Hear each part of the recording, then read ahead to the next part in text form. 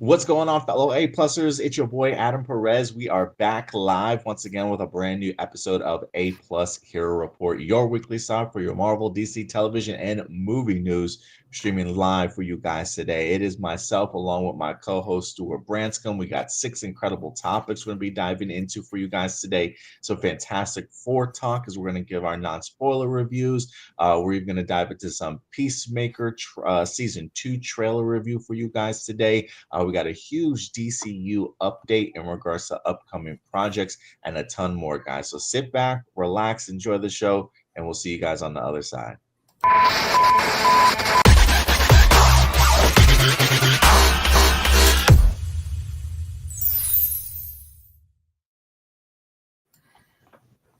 Welcome back, ladies and gentlemen. It is I, your host, Adam Perez, along with my co-host, Stuart Branscombe. What's going on, buddy? How you doing, man? Hey, I'm doing good. It's great to see you again because, man, I think it's been over a month now since we've done a hero report together. Because your laptop had broken, so I was hosting 2 of them. But then I had a bunch of stuff going on the last couple of weeks, so I haven't even been able to come on to hero report until just now. So it's really good to be doing this again.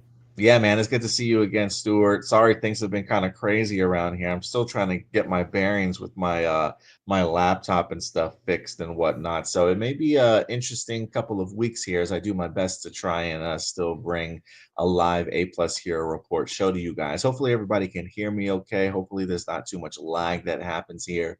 Yeah, thanks so much for being the producer of today's show, Stuart, has helped me navigate some of these stories here, man. But yeah, it's been a minute since we've actually had the chance to sit down and talk. A couple of movies have released since then. Jurassic Park Rebirth dropped, or Jurassic World Rebirth. We got Superman, and then this week we wind up getting Fantastic Four. Have you seen all 3 of those movies so far? I haven't seen Fantastic Four yet, or Okay. Jurassic World, but honestly, I'll just wait for Jurassic World to come out digitally before watching it. I haven't. Literally, the last Jurassic World movie I saw in theaters was the first one. The other 2, I just waited for them to come home to streaming before watching them. So I'll do the same with this one. Yeah, I felt a little bit underwhelmed by Jurassic World Rebirth. I wanted to actually try and see it again in theaters and see if it just hits me differently. But I've only had the opportunity to see it once so far. But it is something that I do want to try and check out here within the next week or two. There's so many movies I still want to see. Like I Know What You Did Last Summer. I still want to see that one, and I'm sure there's probably like 1 or 2 that are coming out towards the tail end of this month. That's certainly worth viewing. There's Um, there's one I want to see, but I don't want to see it in theaters. But it's called Eddington. It's the yeah, I Ari saw Aster that. movie. I Oh, you saw that saw one. it? Oh Yeah, yeah, I yeah. want to, but all the scenes I walk in on where it's just like, especially in the beginning part where it's people masked up and spaced out outside. I'm like, no, I want to forget about this. So basically, it's like I think I'm gonna wait. Unlike Jurassic World Rebirth, I'm waiting to watch that in streaming or once it gets home to video streaming release and all that because I just I don't know. I feel like it's going to give me anxiety, and I don't want to feel that in the theater. I'd rather feel that in the comfort of my own home for that movie. But I do plan to see Fantastic Four tonight, though, either tonight or tomorrow morning. But basically, I will definitely be seeing it in the next couple days. It's been a crazy last few days for me, so I just hadn't had time to go to the theaters yet. But yeah, I'm definitely excited for Fantastic Four. Yeah, me and the girlfriend saw it Friday night. I plan on seeing it again later on tonight. I got a 10 p.m. showing with my buddy Jonathan over out in on the IMAX screen. So I am curious to see Ooh. how it's going to look on the IMAX. I am kind of excited for it. I did see Eddington last week, I believe. I think the tagline for the movie is hindsight is 2020. And I gotta tell you, man, I didn't know what the tagline was before going into the movie. I really had no idea what to expect of the movie when I went in, but it is a mind F in the sense of like the real horror of that movie is reliving 2020. And Mhm. like just seeing um how we were and how we treated each other kind of as a society, and just the idea of like, especially with the movie taking place in a small town, like um just separated from the rest of society in like big metropolitan areas and stuff, to kind of see what their perspective is of not only COVID but also the George Floyd stuff, like how they view us on the outside before stuff actually even hits closer to home for them, as like if the true horror show truly was looking at 2020 in hindsight, going back and look at it now, like, damn, like Mhm. it's one of those movies that stuck with me like 2 or 3 days after, trying to figure out, did I like this movie? Did I not like this movie? But it's just stuck in my head. Like it's that powerful of a film, I thought. Ari Aster has that power with his films. Like they stick in your head after you've seen them. Like Hereditary and Midsummer was because of the horror aspects, the horrors, what kind of stays in your head. But then with Bo is Afraid, that you want to talk about a mind fuck of a movie. That movie was a weird movie. And yeah, like I to this day, I still don't know if I liked Bo is Afraid or not. It is just one of those movies. It is just so bizarre. At some point, I got to watch it again. But yeah, I feel like, just from the way people talk about this movie, like this might fall more in line with Bo is Afraid in that, like, Yeah. yeah, people who watch it are kind of like you, like they're not sure how they feel about it. Yeah, it could definitely be very divisive for some people, but for me, it wasn't really divisive for me. If anything, it made me laugh at myself a little bit in regards to how we acted towards each other. I mean, I still have my own personal stances and beliefs, but if anything, I think it gives me a different perspective just on how, I don't want to say how both sides kind of felt about the situation, but it just things definitely could have been handled differently. You know what I'm saying? In a much Oh better yeah. way. And yeah, it just really makes you think. But great performances all around when it comes to Eddington. But yeah, so I've seen Superman twice. I've seen Fantastic Four once. I'm gonna see Fantastic Four again tonight. So if anything, I'll be able to have a true grading and thoughts on Fantastic Four later on this week. But I got to tell you, Stuart, as comic book movie fans, this summer we've been eating good with Thunderbolts, Superman, and Fantastic Four. It's hard to find complaints. We've had a hell of a run for comic book movies this summer for sure. Oh yeah, I definitely agree. I don't know if yeah, I don't think I've had a chance to tell you my thoughts on Superman. Like I absolutely loved Superman, and I Yeah, think what makes me even happier than the movie itself is the fact that other people are leaving the theater happy as well. And then I guess you could count this as an honorable mention of mine. Something that's really cool that's come out since Superman is that comic book sales have actually really gone up, especially nice. for Superman comic books. Yeah, I've got a fair share of Superman comic books I've been collecting recently. The main title of Superman, they also have a new Superman comic book called Superman Unlimited, which has been pretty good also. I'm even checking out a little bit of the Supergirl stuff that they wind up dropping, a brand new series of that too. Yeah, there's a lot of Superman to really enjoy this summer comic book wise. So that's cool. I didn't know they had such an increase in sales, but that's cool. I'm glad to see comic book stores are thriving because of this stuff. Yeah. Let's see some people in the live chat. Remember, guys, as we go through these topics, we always want to hear from you guys. So if you guys have any thoughts, if you guys want to share some of your opinions on the articles that we discussed here today, feel free to let your thoughts be known in the live chat. We'd love to go ahead and bring your comments up. In fact, whoever's in the live chat now, let's show them some love. We got Enrique in the house. Maybe pull up a couple of Enrique stuff Oh yeah. if you can. Um, during San Diego Comic Con 2025, is just confirmed that the new Coyote and anime or Acme um, Looney Tunes movie is going to be released in theaters. Yes. Okay, cool. Cool. That's good news. After like, yeah, again, they tried to do this one as a tax write-off, which is yeah, just like with Batgirl. I love the last Looney Tunes that movie that came out, the day the Earth blew up. I actually just saw it recently. Oh, nice. Freaking hilarious movie. I am disappointed in myself for not seeing it in theaters. You got any other ones? Oh yeah. That's he okay. Also, saying on Comic Con they showed a clip sneak peek at upcoming new episodes of Phineas and Ferb. It will premiere on Disney Channel. Okay, cool. That's cool. That show is pretty funny. I never watched it like all the way through, but I've seen episodes here and there, and it's pretty funny. Enrique also says he saw the Fantastic Four movie. It was amazing, and the post-credit scene was cool. Can't wait to see what happens next in Avengers Doomsday arrives in 2026. I'm glad you liked Fantastic Four. I was a really big fan of it also. Avatar Last Airbender 20th anniversary panel revealed the first look at the upcoming Seven Havens. Yes, I actually do have a Seven Havens thing Oh, for you also. is it on? Is it on here? We'll bring it up in honorable mentions. Oh, gotcha. Because Um, yeah, definitely looking forward to that. yeah, I'm looking forward to it also. What other comments we got? Oops. I lost my place. Oh, there's two more from Enrique. Saw the official trailer of Peacemaker season 2, arriving in August. Yeah, I believe August 21st, if I'm not mistaken. But yeah, we'll talk about a little bit about Peacemaker here today too. What else we got? And then last one from Enrique.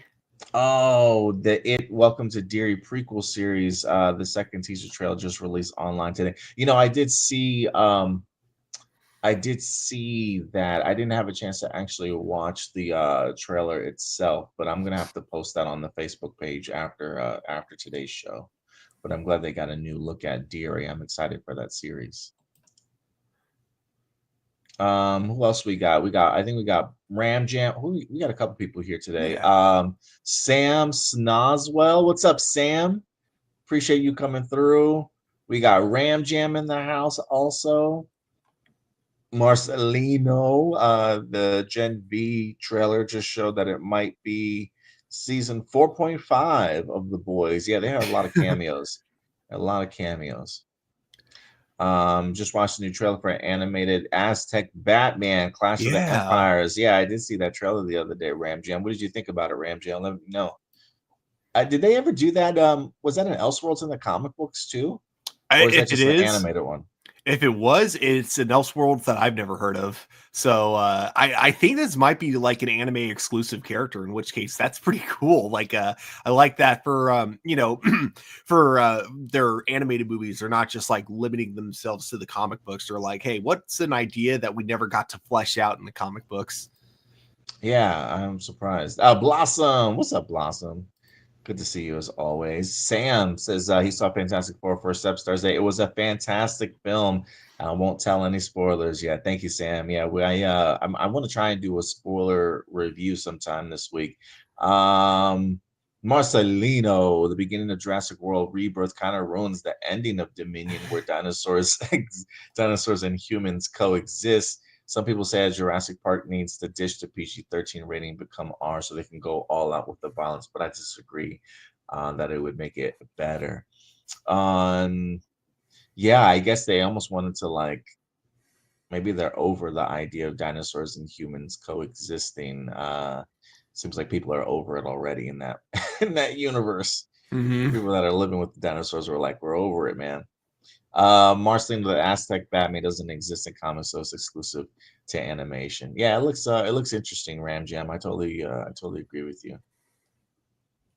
Jurassic Park ditching PG-13 rating. Yeah, no, I don't. I would agree with you, Marcelino. I disagree that PG-13 would make it better. I think there are definitely some.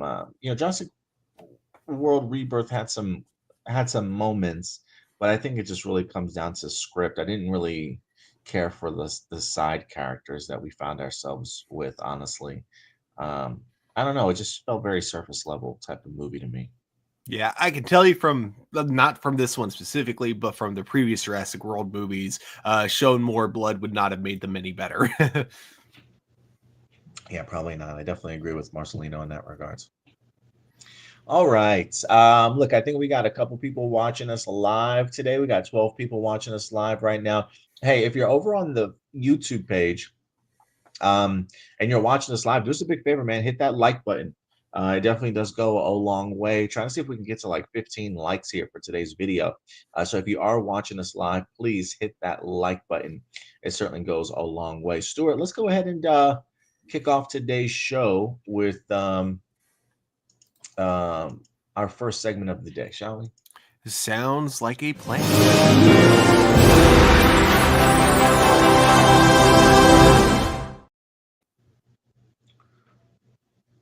All right. And we are here for our honorable mentions portion of the show. I was like, where's my phone? And then I realized I'm actually on my phone. Let me see if we got some things here. Ooh, is it cool if I start with the one I texted you Oh, about? yes. Go right ahead. Go right ahead. So this one's going to take me a minute to get through because I have to like talk about the context of why this was so important and why I'm covering it. Like, because normally we here at A Plus Hero Reports don't like usually go into politics, but we have stated before that, especially if it affects our job, it will come. We're not going to like, ignore it or anything like that. And in this particular case, it can have a indirect impact on our particular job. So I have to give you the full context to talk about why the South Park episode that premiered a few days ago is so important. So for context, I even had to take notes about this. So a while ago, and I'm sure a lot of you guys know about this, there was a 60 minutes interview with Kamala Harris in which the way it was promoted, it showed her answering a question, and then when it aired, the answer appeared to be different from the one that was in the promo. Now, the reason for this was because she gave one really long answer, and in the promo, they gave the first half of the answer, whereas in the airing, they gave the second half of the answer.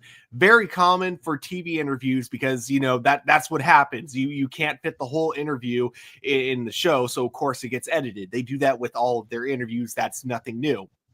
Donald Trump didn't see it that way. And even though he was already president, he decided to sue 60 Minutes for trying to make her look good, basically claiming that they falsified the evidence. Now, Paramount, who owns CBS, who airs 60 Minutes, they're in the current process of a merger with Skydance, right? So in order to basically appeal to the government, sorry, not the governor, the president, they decide to settle on this lawsuit. And so therefore, they pay him a crap ton of money. And then the host gets really mad because then at that point, now he's being told that he's going to be told what to say and all that stuff. So he quits, right?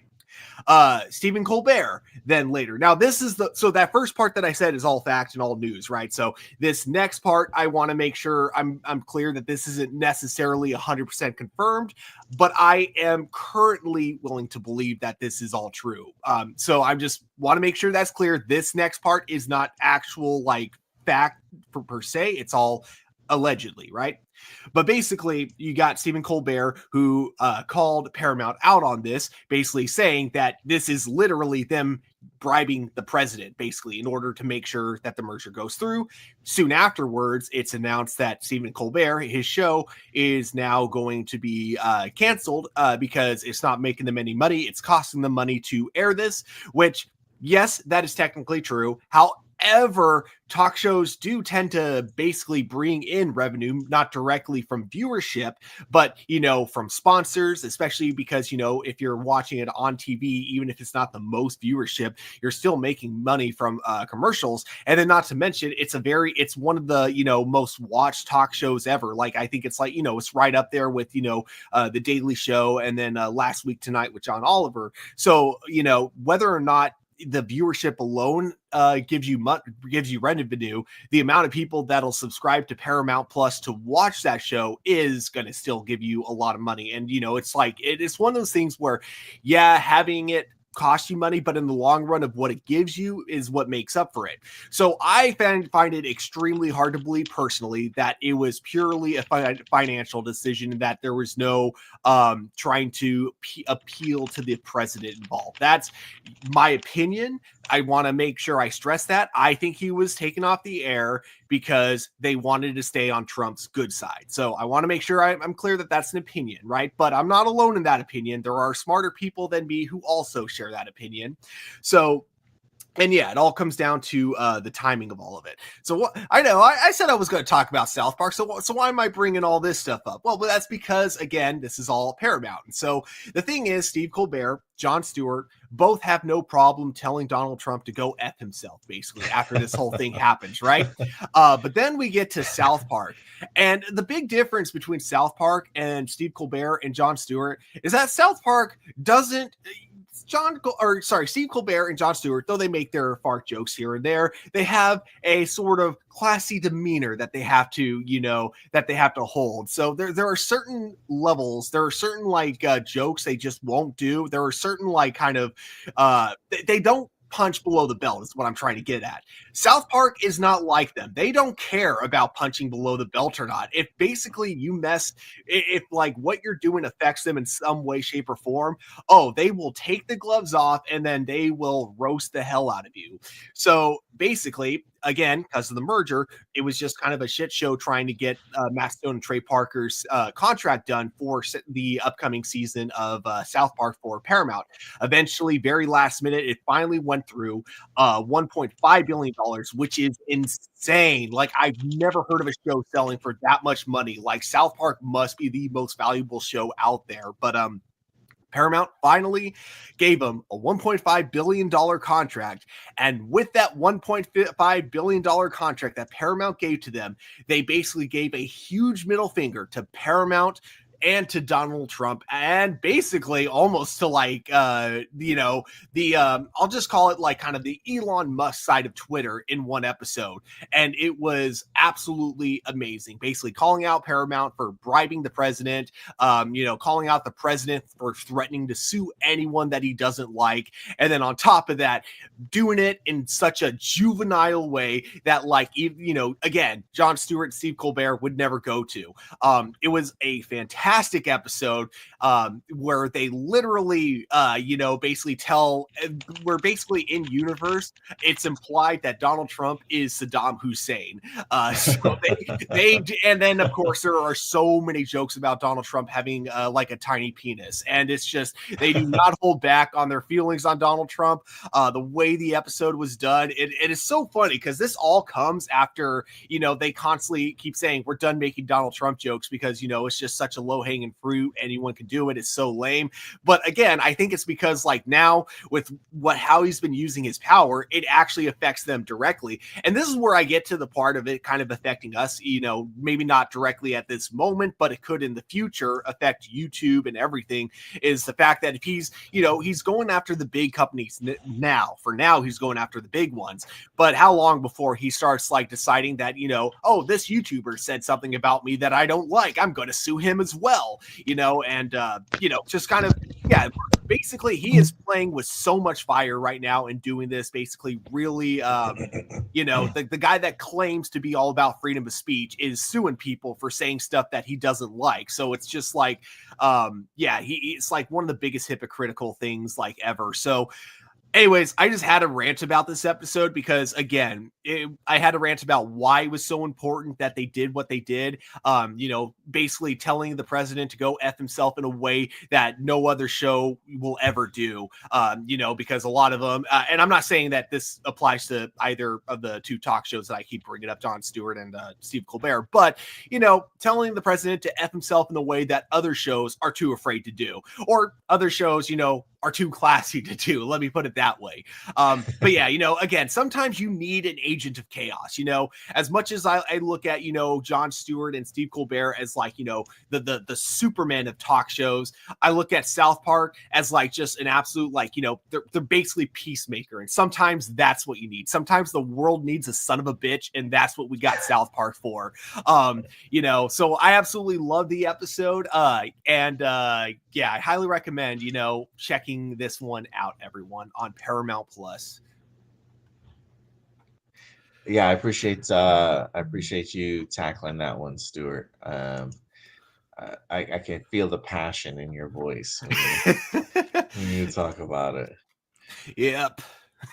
Um, I'm trying to hold on a second. What else? What are the other honorable mentions that we have pulled up there? What were they? Let me go double check real quick.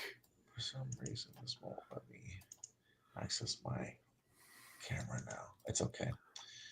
Let me just come in through here. Let me see. We got some Percy Jackson stuff. Percy Jackson is in the news this week. I think they dropped a brand new trailer, if I'm not mistaken. Um, yeah, we got ourselves a brand. They also dropped a brand new poster too for season 2, December 10th. It's going to be coming out on Disney Plus. Look out for that for sure. The trailer looks great though. Have you seen the trailer for this one? Can you hear me, Stuart? Sorry, I didn't realize my mic was muted. Yeah, I haven't seen the trailer yet, but I'll definitely be checking it out later today. I really liked season 1. We also got some brand new looks at Avatar, Fire and Ash. For those of you who haven't seen Fantastic Four yet, there is a brand new trailer for Avatar 3 that plays in front of it. It looks incredible, bro. Mm-hmm. It looks incredible just from the special effects perspective, but also after the Way of Water, you can really feel like the tension and the grief and like the anger that the Sully family has. I really like the way that the trailer kind of builds up that tension. And then on top of that, not only are they personally struggling with stuff after the events of The Way of Water, but they do have a brand new character in here. This was a brand new character poster that wind up dropping this week too, to highlight one of the new people over at one of the new like worlds and areas of this world that we're going to be exploring in here also. But if you haven't checked out the trailer, I highly recommend that you do. I'm surprised they haven't released it online yet. Maybe they have, but I don't believe that they've released it online as of yet. But if you go see Fantastic Four, it is playing in front of it. But yeah, so they put that out recently, and then also our a new look or our first look at Avatar Seven Havens over at San Diego Comic Con. Um, this article is from Variety. It says drops first look at new Earthbender Avatar set after Legend of Korra. It says Nickelodeon has released the first look at the upcoming animated series, the sequel series to the popular show The Last Airbender and Legend of Korra. The artwork was revealed at San Diego Comic Con, celebrating the 20th anniversary. It says Seven Havens follows two earthbending twins when one discovers she's the Avatar, the latest person who can wield all four elements. The new series is set in a world shattered by a devastating cataclysm. A young earthbender discovers she's the new Avatar after Korra, but in this dangerous era, that title marks her as humanity's destroyer, not its savior. Hunted by both human and spirit enemies, she and her long lost twin must uncover their mysterious origins and save the Seven Havens before civilization's last strongholds collapse. The image first look shows the young Avatar in her half cat, half lemur pet tagging along behind her. Another friend walks beside her in a rocky desert land with the city in the far distance and mysterious lights brightening the sky. So it's not her twin that's behind her, but it looks like another personal friend of hers that's going on for the ride. But what do you think, Stu? Looks great. I wonder, like, okay, because she has like kind of a peg leg, and I can't tell if that's made of wood Oh, or rock. But if it's rock, that would make sense, if she's earth bending. And I wonder if that's something that we'll see kind of like used, like she'll use in combat at some point. The cat lemur is adorable. I love the combination of the two. It kind of it reminds me of the previous series where you had the polar dog, like a polar bear dog character. So I can't wait to see what they do. The creators of Avatar always know how to make adorable animal sidekicks. And then the setting is just really dark though. So I'm sure it'll still have that fun humor that we all know and love from the Avatar franchise. But man, I feel like it's going to be kind of a rough beginning, just from that setup alone of, oh, everyone hates the Avatar now. Now you're, we're blaming you for, basically nothing but destruction.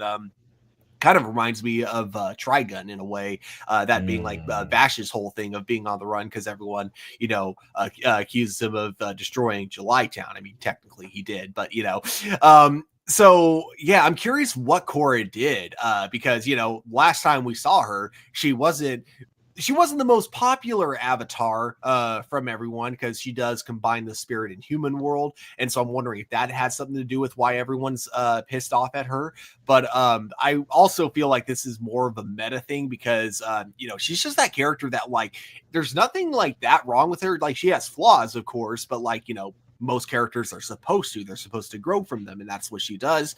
But I think it's just like it was kind of like that beginning of, you get like kind of the toxic kind of side of reviewers where it's just like, they're saying all these things and it's not really because they don't like the character. It feels more like they just don't like her because she's a girl, honestly.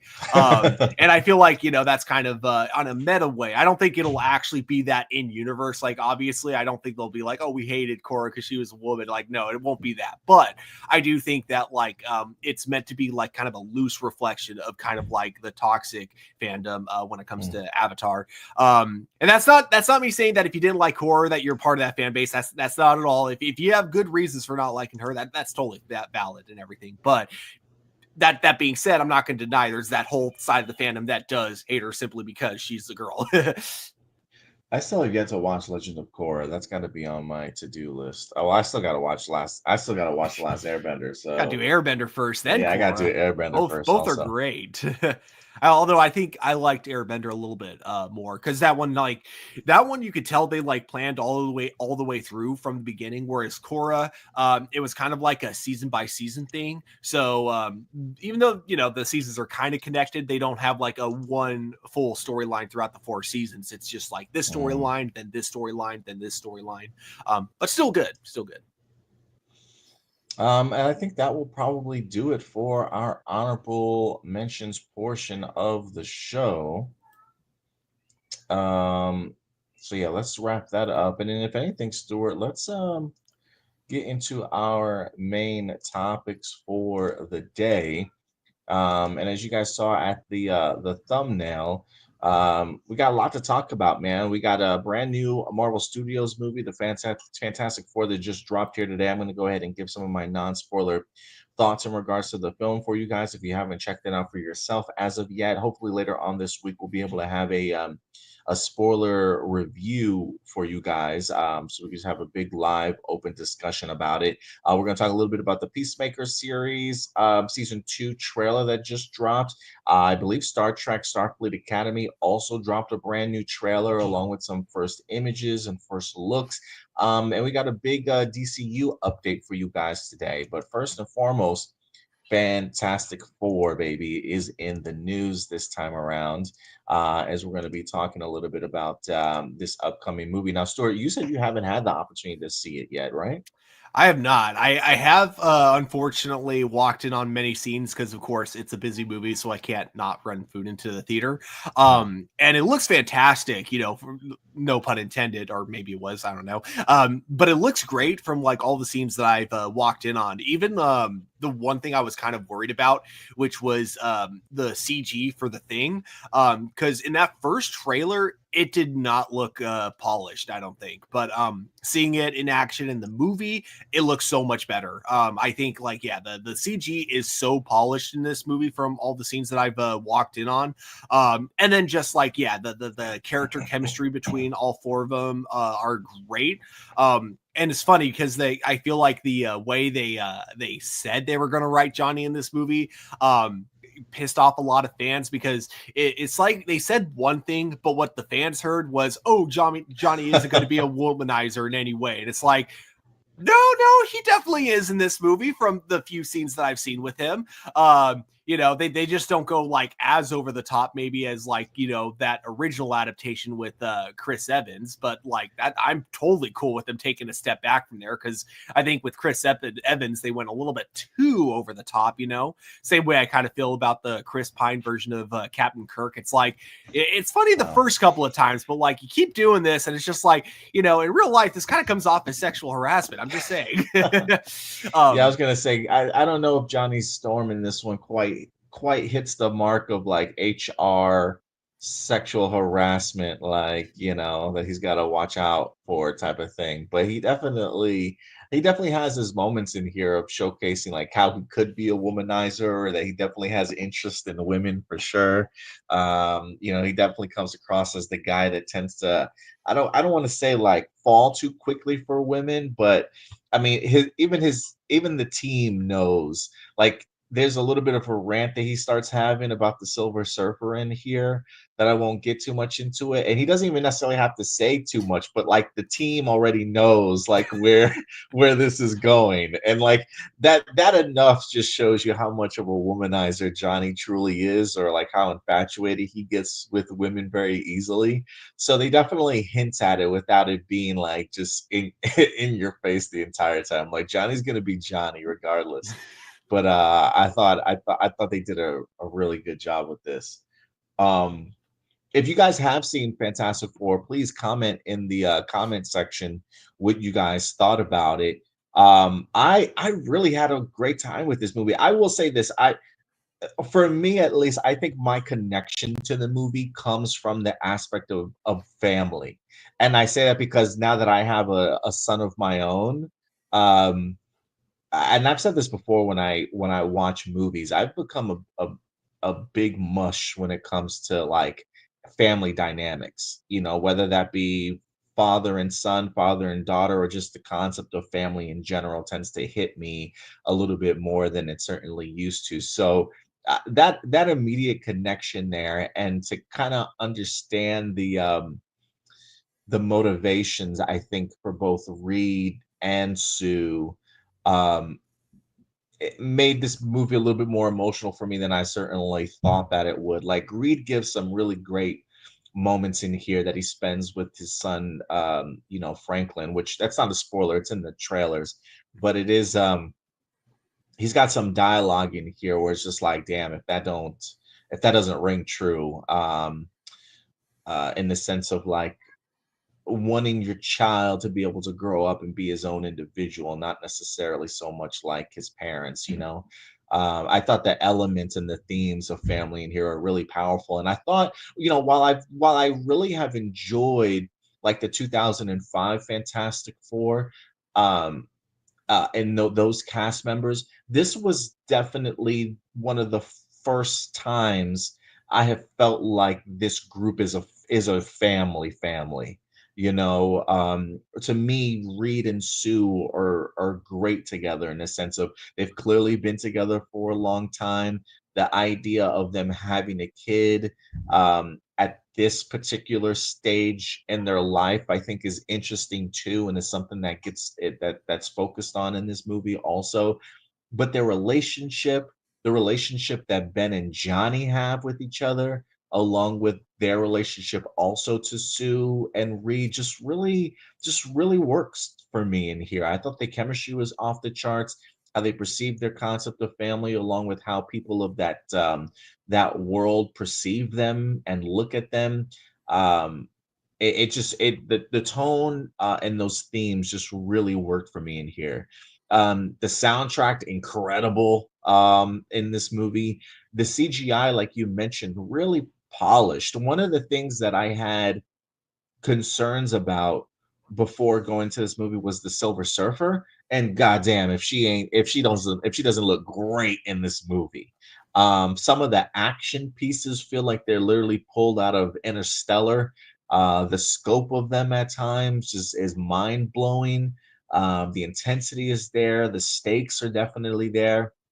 But For me, looking at the Silver Surfer, thinking to myself, like, I don't know how I feel about her, like special effects wise. She looks incredible, and some of the moves that she makes as a surfer, some of the yeah, the big action set pieces really work for me. Even Galactus looks amazing.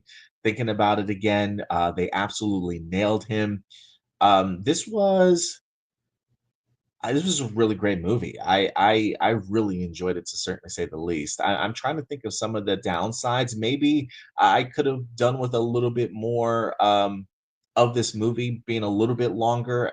Coming in at a minute and 55 or an hour and 55 minutes.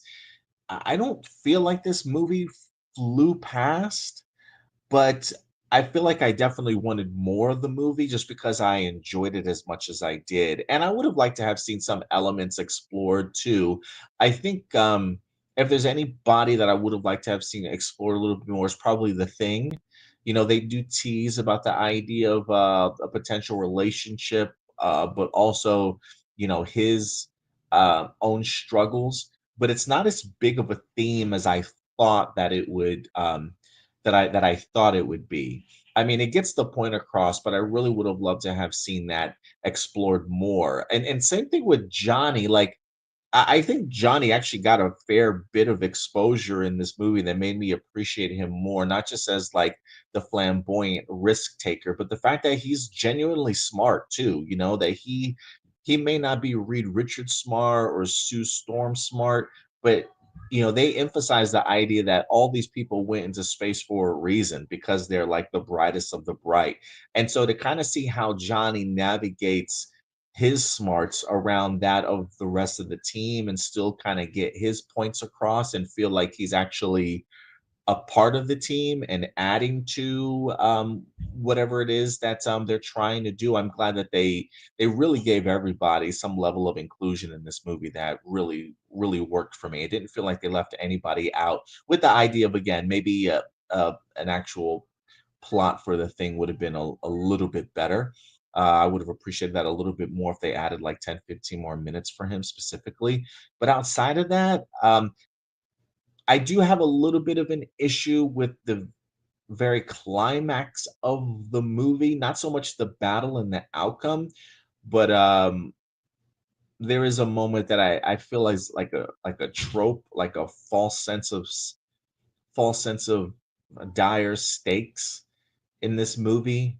I feel like it's a very MCU thing for them to do that I'm just like, I don't really know how I feel about that. But overall, man, I had a lot of fun with this film. I really did. I thought the aesthetics were great.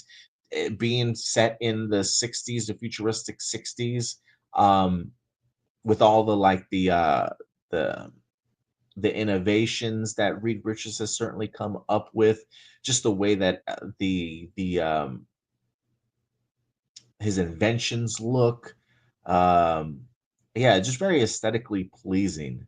I really like this. The world that they put themselves in is really attractive too. I do like this particular Earth that they're on compared to 616. There's a couple cameos in here that I don't want to. There's a cameo in here I don't necessarily want to give away, but it's pretty cool to kind of see how they have included him in this world and just how yeah, this world is just different from the regular traditional MCU that we're certainly so used to. But it really worked for me, man. I had a blast with this movie. I really wish that you had seen it, Stuart. I really do. I definitely will soon. Yeah, it surprised me what you say about the thing though, because like I remember what so Fantastic Four 2005 rewatched it like I want to say about a year ago. Does not hold up very well for the most part, but one aspect of the movie I think actually still holds up incredibly well. I love the thing's whole like storyline. Like I think up until like the very end where he lets Doctor Doom get into his head, I thought that was kind of dumb. But before that, everything kind of building up to that I thought he had like probably my favorite arc in the entire movie. I even Yeah. love the whole thing of him like kind of, you know, having that moment of getting to turn back to normal and thinking, oh, everything can go back to normal, but then realizing that in doing so, now there's this monster on the loose and he can't do anything about it, so he ends up giving up his humanity to turn back into the thing. I thought like, yeah, that was just like a perfect arc for him. So I hope we get to, you know, like, I mean, I guess because we're kind of past that point in the Thing storyline for the Fantastic Four movie. So I guess it's probably something we won't see in future Marvel movies, but I could kind of see them doing it, like telling that story through flashbacks or something like that. If they, you know, I'm sure there's going to be a sequel to this movie at some point. But Well, yeah, through future Fantastic Four movies.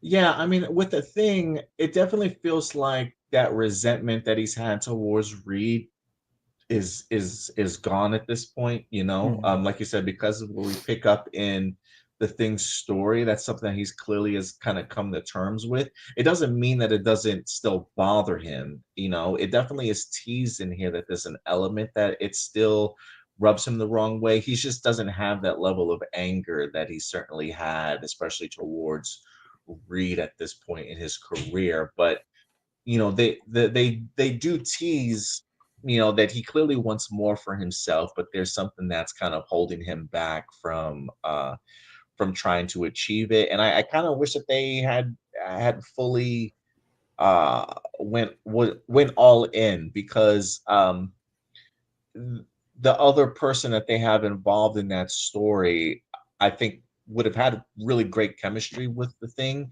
if they had given this movie a little bit more time to kind of see how those two things kind of flesh out with each other. But yeah, the Thing has some stuff that's teased in here, but they don't go full diving into his character. Maybe that is something that we'll get in an upcoming sequel. But you know, I thought Pedro did a really great Reed Richards in here. He's got those moments of vulnerability, but also reminding us why he's as geeky and as nerdy as he absolutely is. But then he also teases that side of Reed Richards where it's a little, I want to say cold hearted, but very scientifical, you know, like scientific, in a sense that sometimes he's got to make decisions or tough decisions that um, are really hard pills to swallow, and maybe a little bit dark at times. For Reed Richards, he's always had that kind of aspect of his character in the back, but it certainly shows itself in this movie a little bit. So I thought he had a really great range. Same thing here with Vanessa Kirby. I thought she was a brilliant Sue Storm in here. The power of motherhood for sure certainly kind of comes through. But yeah, everybody really works. I thought this movie, while it wasn't, I saw somebody said like this movie was a lot of talking and not a lot of action. I don't know if I necessarily agree with that. I thought the beginning of this movie, the intro of this movie, and how they introduce us to this family, I thought was really brilliant in a sense of not giving us an origin story again, but also allowing them to tell us a little bit about this family and this world and pick up on some of the action that we have seen them through. The mid part of this movie, like the middle act of this film, when the stakes start really getting high, and you've got a great action piece between our team and the Silver Surfer and stuff out in space. Amazing action piece, and even get an opportunity to see the finale in here. I thought everything was just really well balanced with a fantastic sense of the themes of family. And this is the first time that I really felt like they weren't pieces of people trying to kind of come together. They've already had this family involvement in this establishment for years now, and every decision that they make is very family oriented. So yeah, I appreciate the vulnerabilities that they have with each other, and it just makes them working together and the outcome of this movie just that much more satisfying. But the casting wise, I thought everybody did a really remarkable job in here. Yeah. Again, just from the scenes I've walked in on, everyone seems to be giving a great performance. Something that I'm kind of curious about what it would have looked like is that apparently Pedro Pascal really wanted to do a very, which he kind of, I feel like there's hints of it. Like he wanted to do a very like kind of like classic 50s, 60s Hollywood kind of accent, which I don't know how else to describe that type of accent other than just calling it Hollywood. But apparently they didn't want him to go too over the top with it. But I feel like you can kind of subtly hear it. Like there's a bit of there's a bit of that like kind of classic mannerism like in his voice performance, I Oh think. yeah, for sure. Yeah, even if it's not as over the top as he was trying to let the as he was trying to convince the director to let him do. But yeah, just again, the scenes I've seen, yeah, the performances look absolutely great. Yeah, and that's one of the reasons why I really appreciated Pedro in this. I think what works for Pedro as Reed Richardson here strictly is the 60s period. I think because he does a really great 60s leading man role really well. Mm. There's a element, I don't know why, and he's not as I was gonna say this kind of reminds me of like Ricky and Lucy a little bit. Maybe that's just because that's the first couple that I think of when I go back and think about like the 50s and stuff, the I Love Lucy kind of trope. But he's not he's not Ricky personality wise, maybe just because he's like of a what is Pedro Pascal anyway? Is he like Portuguese? Is he Spanish? What is, I don't know what nationality he is. But I don't know. He just does 60s leading man really well with whether there be that accent and still being able to balance out the Reed Richards of it all, having that big brain, doing his best to be emotionally sort of available to Sue, but at times having to make those really cold and tough decisions. It feels very Reed Richards to me. But yeah, man, I was a really big fan of everybody in here. I just wish the thing had gotten a little bit more shine, but from stakes, from pacing, this just felt like a really complete and sort of put together movie. Ramjam says Pedro is Chilean. Thank you for that. I appreciate it, Ramjam. Thank you. Sam says, I'm so glad Fantastic Four was totally different version than the other versions, also story as well. I'm glad they got to go outer space, uh, their powers, but it's brilliant in flashback. Um, yeah, this felt very different from the other movies that we've seen before, which I really do appreciate. Um, I'm trying to think of soundtrack again, spectacular. Billy says, I wonder if Marvel will introduce Franklin's sister Valeria after Endgames and Secret Wars is over. By the way, Shala Ball in the comics is Nora Rad's wife. I wonder if Marvel will address it, and if not, it's okay. Yeah, I don't want to give too much away in regards to Shala Ball's story here, but I really enjoyed. I did enjoy the backstory that they give for her, letting us in a little bit, the interesting connection that she has with Johnny goes a long way in here. Again, I think they gave everybody certainly a lot to do in this movie, and it definitely worked for me. Mm. Yeah, definitely look forward to seeing it. And I like also that now it seems like comic book movies are not afraid to do this anymore. But like, the previous two movies very much were like, it's basically they take place in the real world. The only like fantastical elements of it are the Fantastic Four themselves and, Doctor Doom. Same with the other remake, the Van Forstick movie. But I like how with this one they kind of go the Superman route of okay, this is a completely fantasy universe that we're just throwing our heroes into. We got we got people that live like underground, and it's like a whole civilization. We got Yeah. giant kaiju's that they're fighting, and this is just normal for this world. It's also a futuristic setting with a 60s aesthetic. Yeah, no, I think it really works for this movie.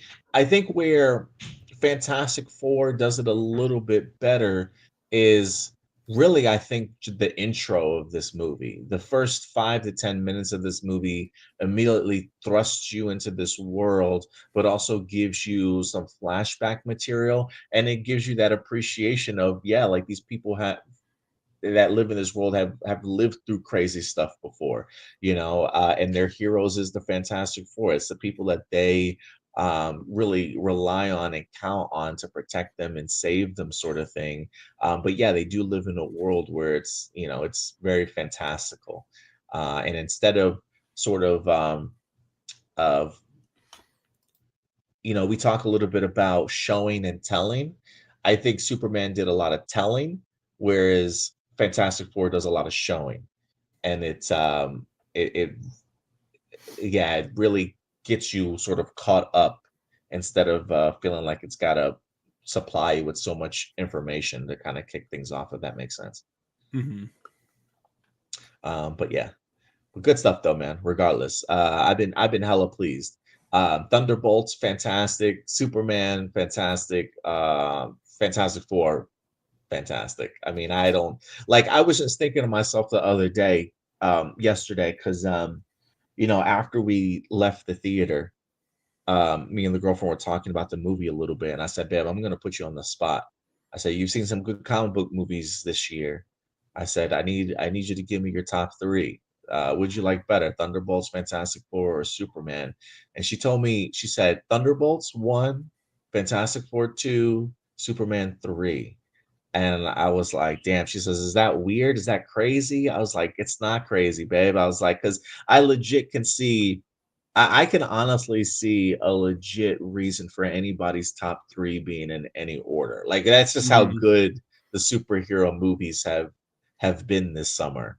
So I'm not mad at anybody where you put any of those 3 movies at in your list. I think everybody has an argument to be made that their movie was the the best movie this year, honestly. It's been pretty impressive what they've been able to do.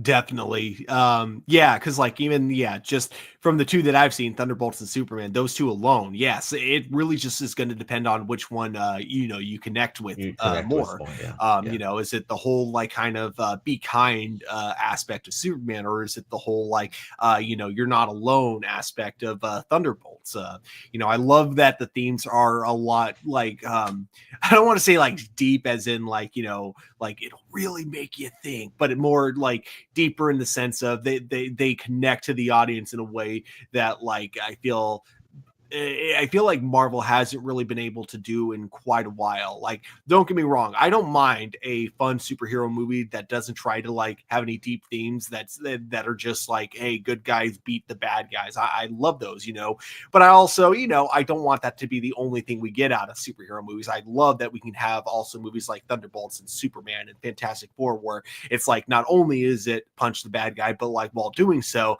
we're also gonna, give you reasons to care about the characters, relate to them in some way, shape, or form, and then also, just we're gonna give you something that anyone can kind of find a way to connect to. Yeah, and I think they've done that remarkably well with all 3 of these movies this summer, honestly. Yeah, it's been pretty impressive, man. Pretty impressive. Yep. But yeah, guys, let us know your thoughts about Fantastic Four First Steps in the comment section box below. And Stuart, with that out of the way, let's move on to our next topic, and that will in fact be Peacemaker season 2, baby. Heck yeah. Let me Dropping August 22nd on HBO Max.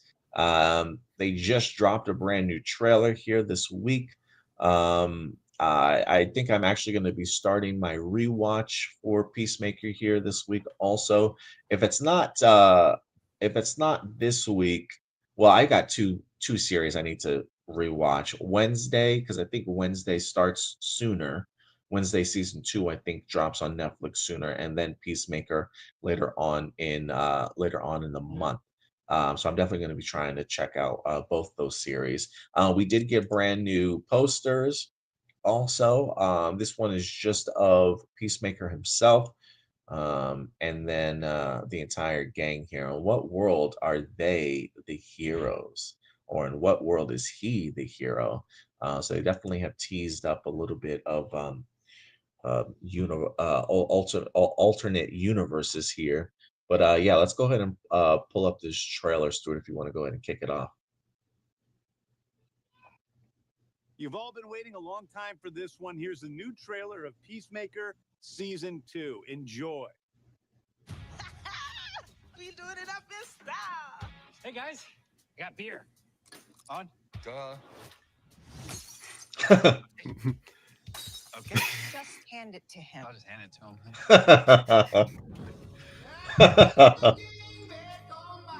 I've changed a lot since I last saw you. I don't want to be a joke anymore. I want to be a real hero.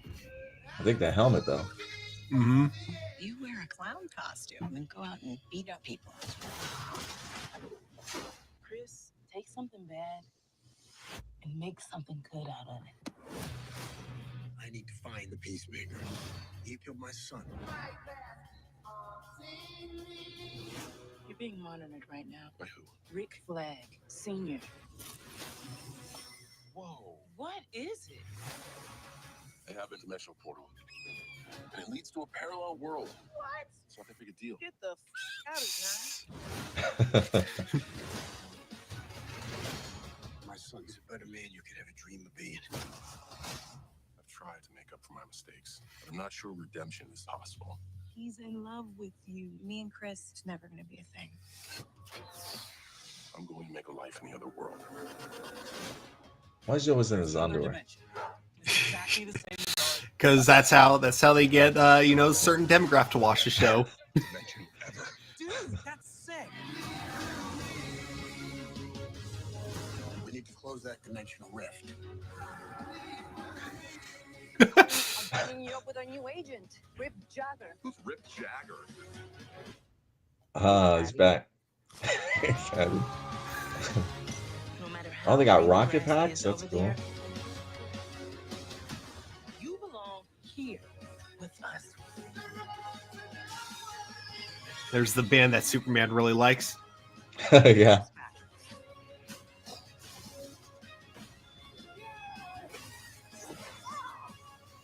You met your own self from a parallel dimension? You're wearing his clothes. You think I bought this? That's painful. Hi,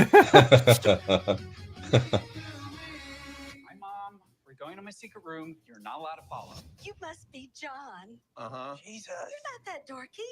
Shut up, Mom. Oh man.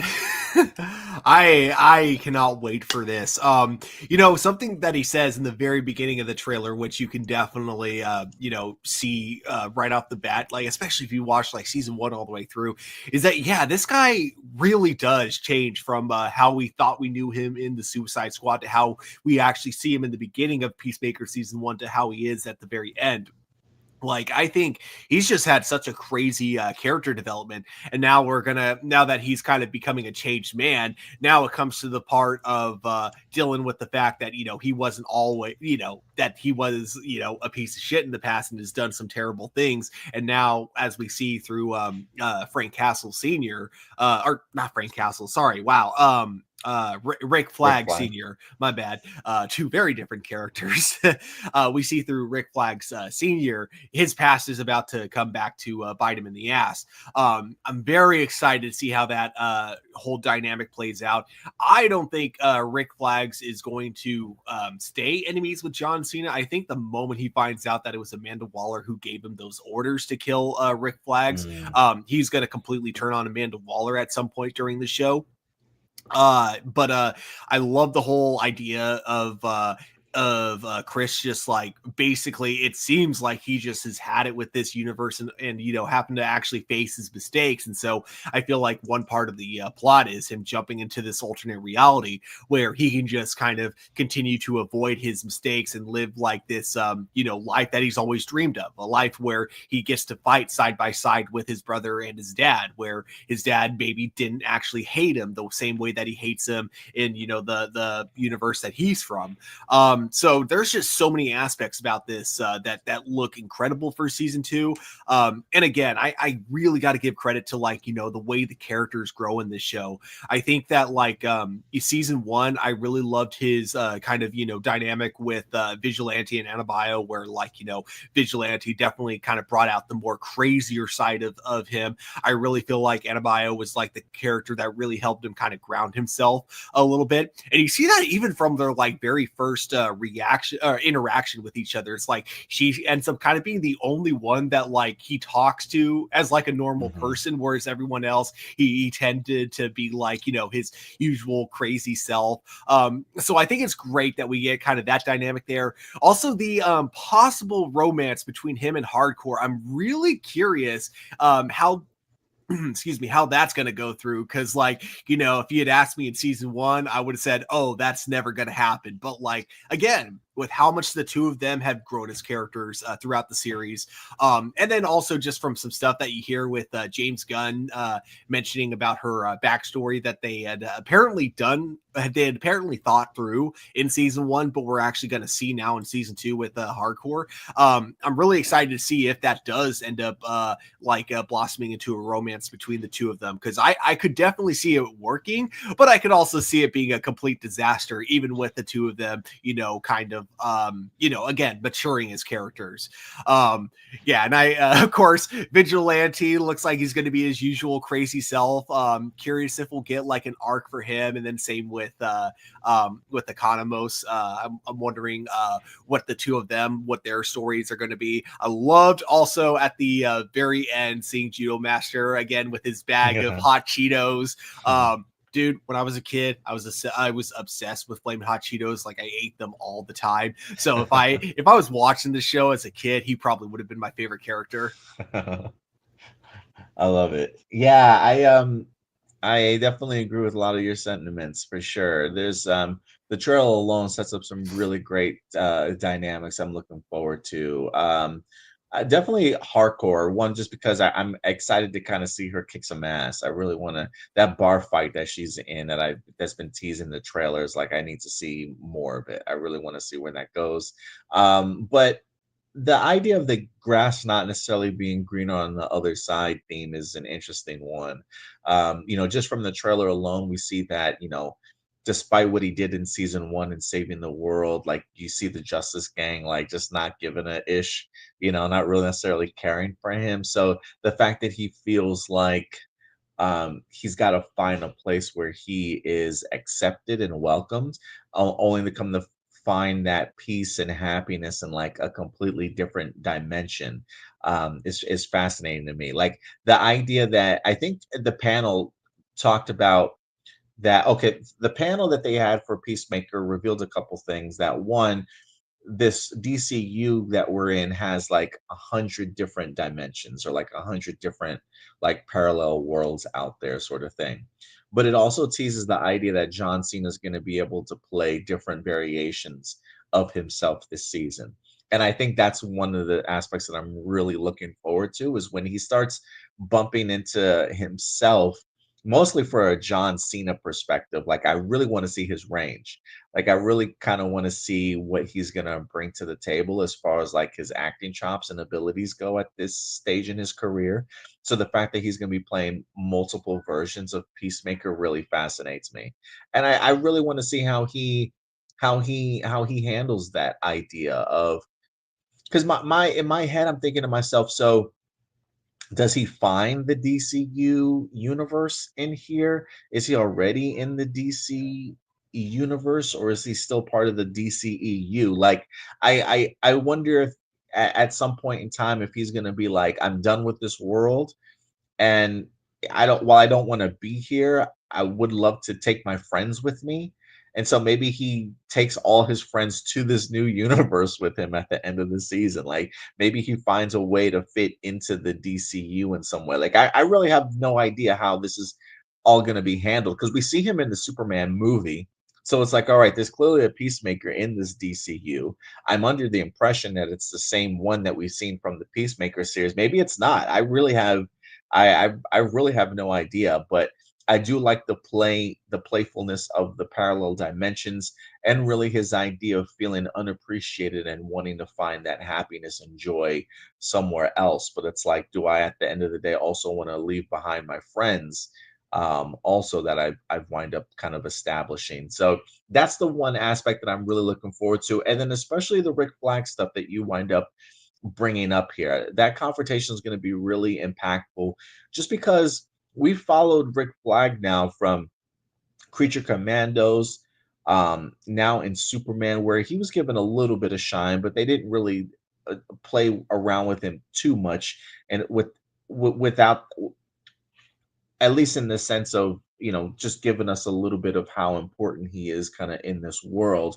But after seeing him in Creature Commandos, um, in a coma or whatever situation he found himself in, I am curious if they'll fill in the blanks in regards to how he goes from Creature Commandos to Superman, from Superman to Peacemaker, and like just his own recovery and struggle, or some of the things that he's been up to. Because even in Creature Commandos, he seems like he's still dealing with the death of his son. His son is certainly still on his mind. And so I do want to see how that's kind of handled when he finally gets to see Peacemaker kind of face to face. And you might be onto something, Stuart, in the sense of maybe this does then put him against somebody like Amanda Waller. And I think I saw in the comments Marcelino say, well, maybe something like that can help lead his story into maybe a Waller television show, if there's still like a bone to pick with her, or now that the truth is out, some level of confrontation between those two characters. I mean, who knows? Maybe he find isn't the girl in here Amanda Waller's daughter? Yeah. Maybe, who knows? Maybe he decides to go after her daughter. Oh my gosh, if they take like if they basically make him like go from the antagonist to like a straight up villain at that point. Yeah, I'm kind of curious as to like, and to get some level of revenge on her, if he does find out who really kind of killed or put him up to killing his son. That revelation, maybe he's like, well, maybe I'm gonna do the same thing to your daughter. I don't know. It's just something that comes to mind in here. But did he have a Peacemaker motorcycle in the first season? Nope. And I'm assuming that he just steals that from the other guy, The the other other dimension, Peacemaker that we huh? see. Okay. Because yeah, he was wearing the uniform from that Peacemaker. So I would assume that the bike itself and the uniform both come from that universe. Damn, my man just running around with brand new gear, a whole new wardrobe, just taking somebody else's identity. I was like, yeah, maybe he goes to the other world and he kills all his friends' doppelgangers and he brings them all into What that DCU world. I have no idea. one thing I'm kind of thinking actually is, so his dad had access to this pocket dimension long before he did. So I'm wondering if his dad's been if that's how his dad's been collecting the helmets, if he's been going around universe to universe killing other versions of Mm. Peacemaker and then taking their helmets. And then maybe the only reason he didn't kill the one that we see in the trailer is because like either that one was too strong for him, because clearly this Peacemaker works with, like, clearly his brother's still alive in that universe, and he and his dad have a much better relationship. So it could be that he just like was like, oh, this Peacemaker fights for what I fight for, which is injustice and racism, so I'm not going to take his stuff. But then like every other version of Peacemaker, he's like, oh, what, you actually fight for justice? Nah, screw you, I want that helmet. So he just like kills them all, takes the helmet, and then brings it to his little pocket dimension. Yeah, I there's a lot of great potential in here. That I think they could really kind of tap into. I think they got some really great themes. The character growth is going to be important. I think James Gunn even mentioned maybe a little sense of regression for certain characters too, which would be kind of interesting to see them tackle. But I'm excited for it, man. I thought it was a great brand new trailer here for Peacemaker season 2, dropping August 22nd. I can't wait, man. They got some great things happening, I think. So one little bit of news about Peacemaker as well. So James Gunn, I'm not sure if you've seen this, but he has a podcast for Peacemaker where I've seen this so many times now, where it's like they rewatch their show and then Season they 1. talk about it with behind the scenes stories. So they're doing it with season 1. But what's cool is that he's ending every episode by talking about what is and isn't canon from season 1 of Peacemaker. Oh, okay. And he confirmed one major aspect of Peacemaker season 1 is no longer canon. The jokes that Peacemaker makes about Aquaman fucking fish, that is no longer canon because James Gunn at this moment does not want to commit to the idea that Aquaman is a well-established hero at this moment. He wants, I think it's kind of like a wait and see, when the Aquaman movie or however they introduce Aquaman comes out. So for now, those jokes are no longer canon. Yeah, I love it, man. I love it. Yeah, I mean, I guess, despite the idea that we do live in a world of metahumans, he has mentioned the idea that um despite that there's no Justice League as of right now in this world. It does make me wonder if there's a Justice Society or if there's ever been one before. I would assume that there probably has been, but like even seeing somebody like Metamorpho in Superman, I would have thought for sure that he was like kind of superhero status already. But it seems like this is him just kind of getting his bearings for the first time and really kind of like embracing the concept of being a superhero. So yeah, that'll be interesting. The idea that while there've been metahumans around, maybe some of these heroes that we've known in comics for a really long period of time, maybe they're not as um, solidified in that hero category yet as some of us may expect or think. So that'll be interesting to kind of see how that stuff is revealed in time. Definitely. But yeah, guys, let us know your thoughts. Peacemaker season 2 trailer, August 22nd. Are you excited? What are you looking forward to the most out of that season? Let us know your thoughts in the comment section box below. And then from there, Stuart, let's just stick in the DCU. We got a couple of big items that wind up dropping here this week, certainly worth talking about. You know what? Let's start off with Booster Gold. Booster Gold is in the news this week, believe it or not. As I just realized I totally forgot that was part of the article. No, it's okay. I got the article up. It's okay. Oh, you do? Oh, cool. Yeah, Never that's mind. cool. Yeah, Booster Gold's in the news this week. He was first announced as a television series way back when James Gunn unveiled his slate for Chapter 1, Gods and Monsters. It's been relatively quiet on their end for quite some time, but this is our first time that we actually have some movement. According to Deadline, Booster Gold HBO Max series is progressing with a pilot being penned by the creator David Jenkins for Our Flag Means Death. If you guys have ever seen the HBO Max series Our Flag Means Death, that showrunner, David Jenkins, will in fact be penning or writing the pilot for Booster Gold. This is an exclusive from Deadline.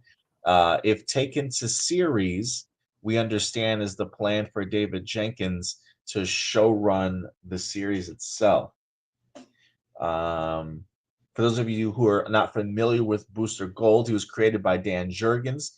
The protagonist, real name Michael Booster Carter, is a member of the Justice League born in Gotham City who attends university on a football scholarship. He is expelled for gambling and becomes a superhero, although continues to irritate others with his obsession for fame and wealth.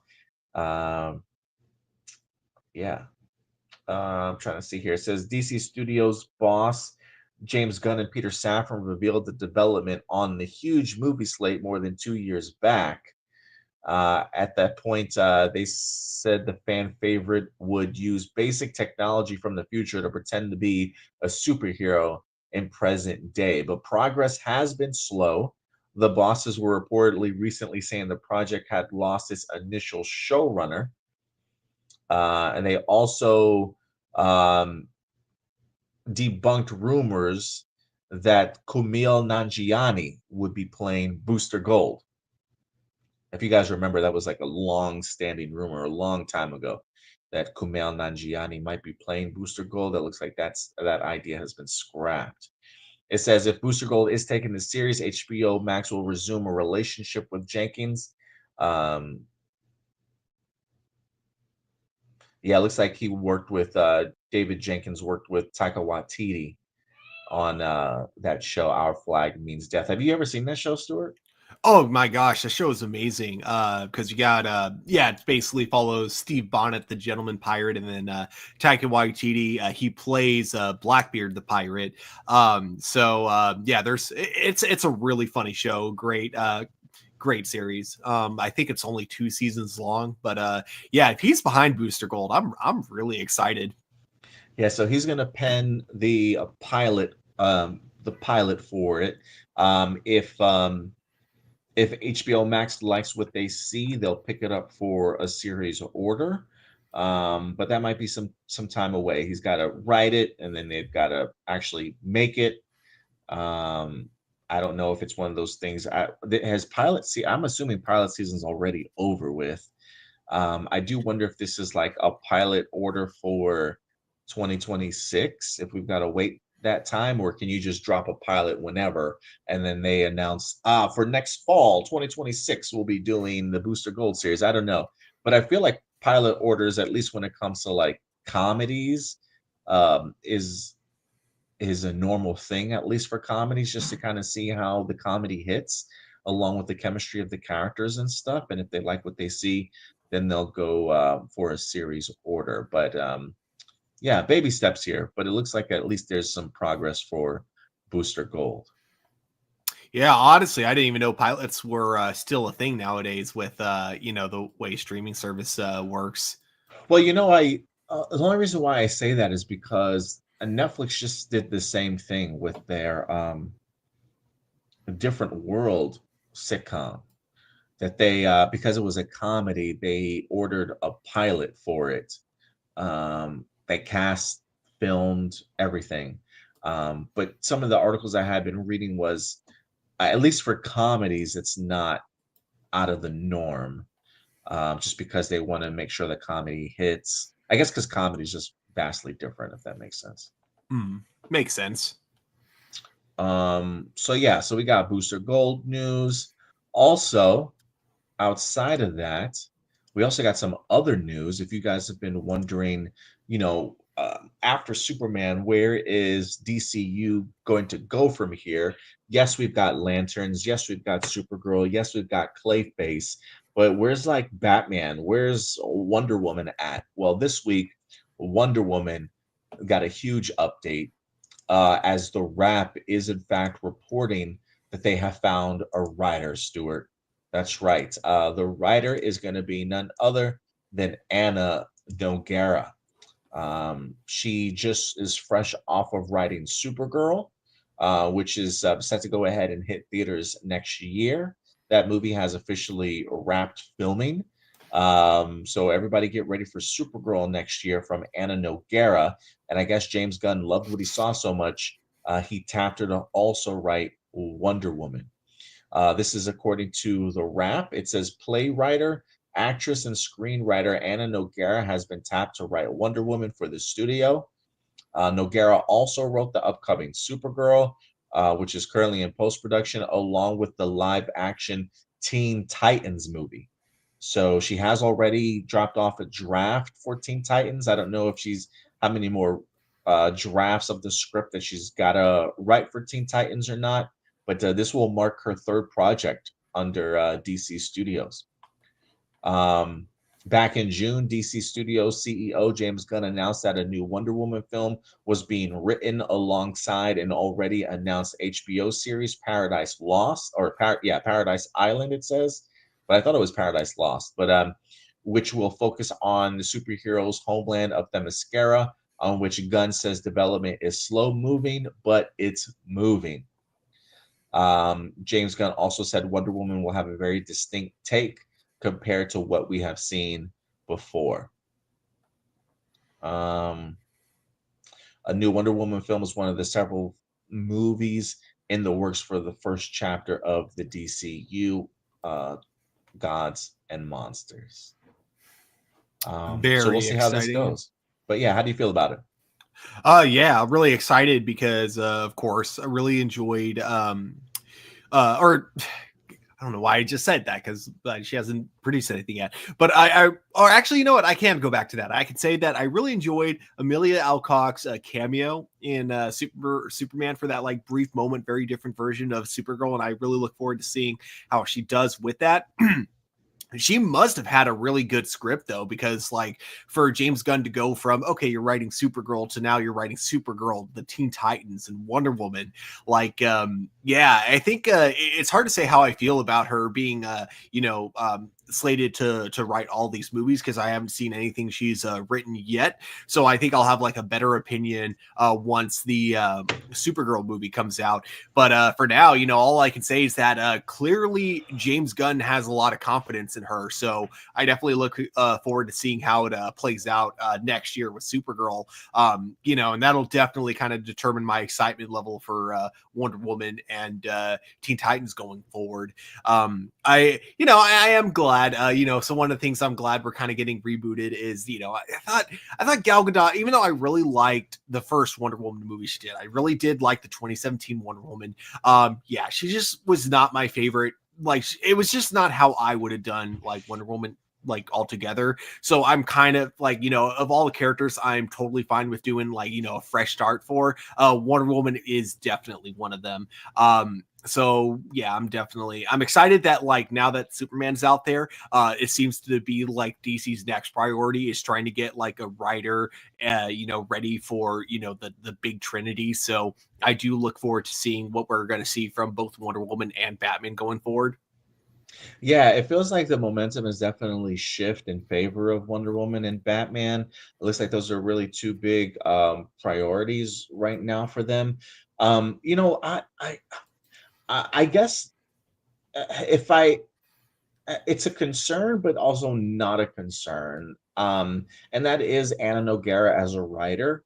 And I say that just because of two things here. One, if you look at her IMDb, she really has no writing credits, with the exception of a short film that she wind up doing.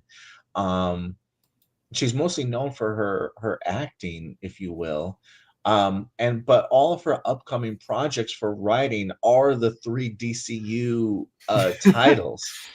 Um, you know, James Gunn has really boasted about how great of a script she had for Wonder Woman, saying that it's effing awesome, that it may even be better than Superman, honestly, and I'm kind of counting on it to be.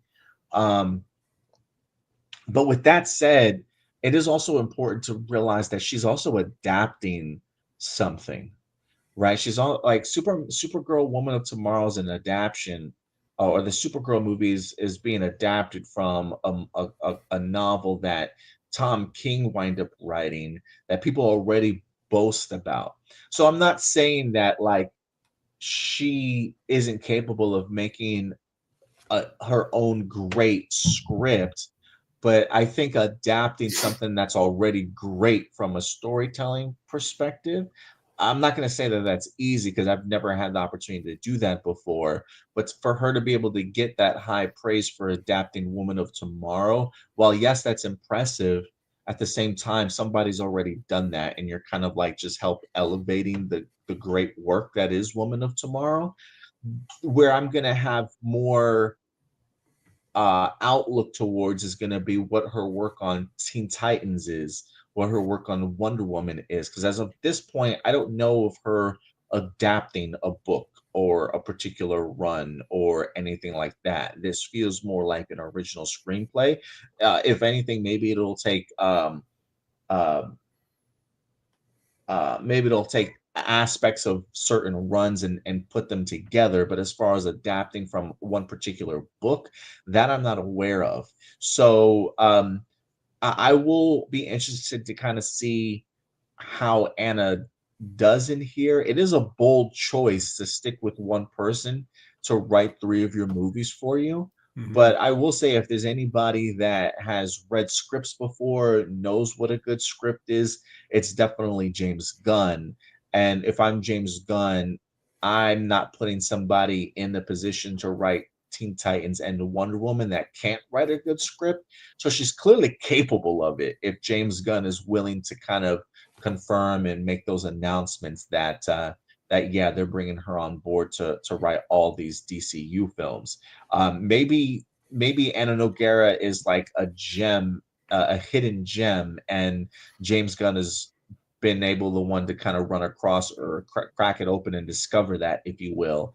And if that is the case, then yeah, hold on to her for as long as you absolutely can. But while I have a feeling that Supergirl is going to be great, when it comes to Anna Noguera, I'll probably be more focused on her work from Teen Titans and Wonder Woman when it's something she's not having to adapt. If that makes sense.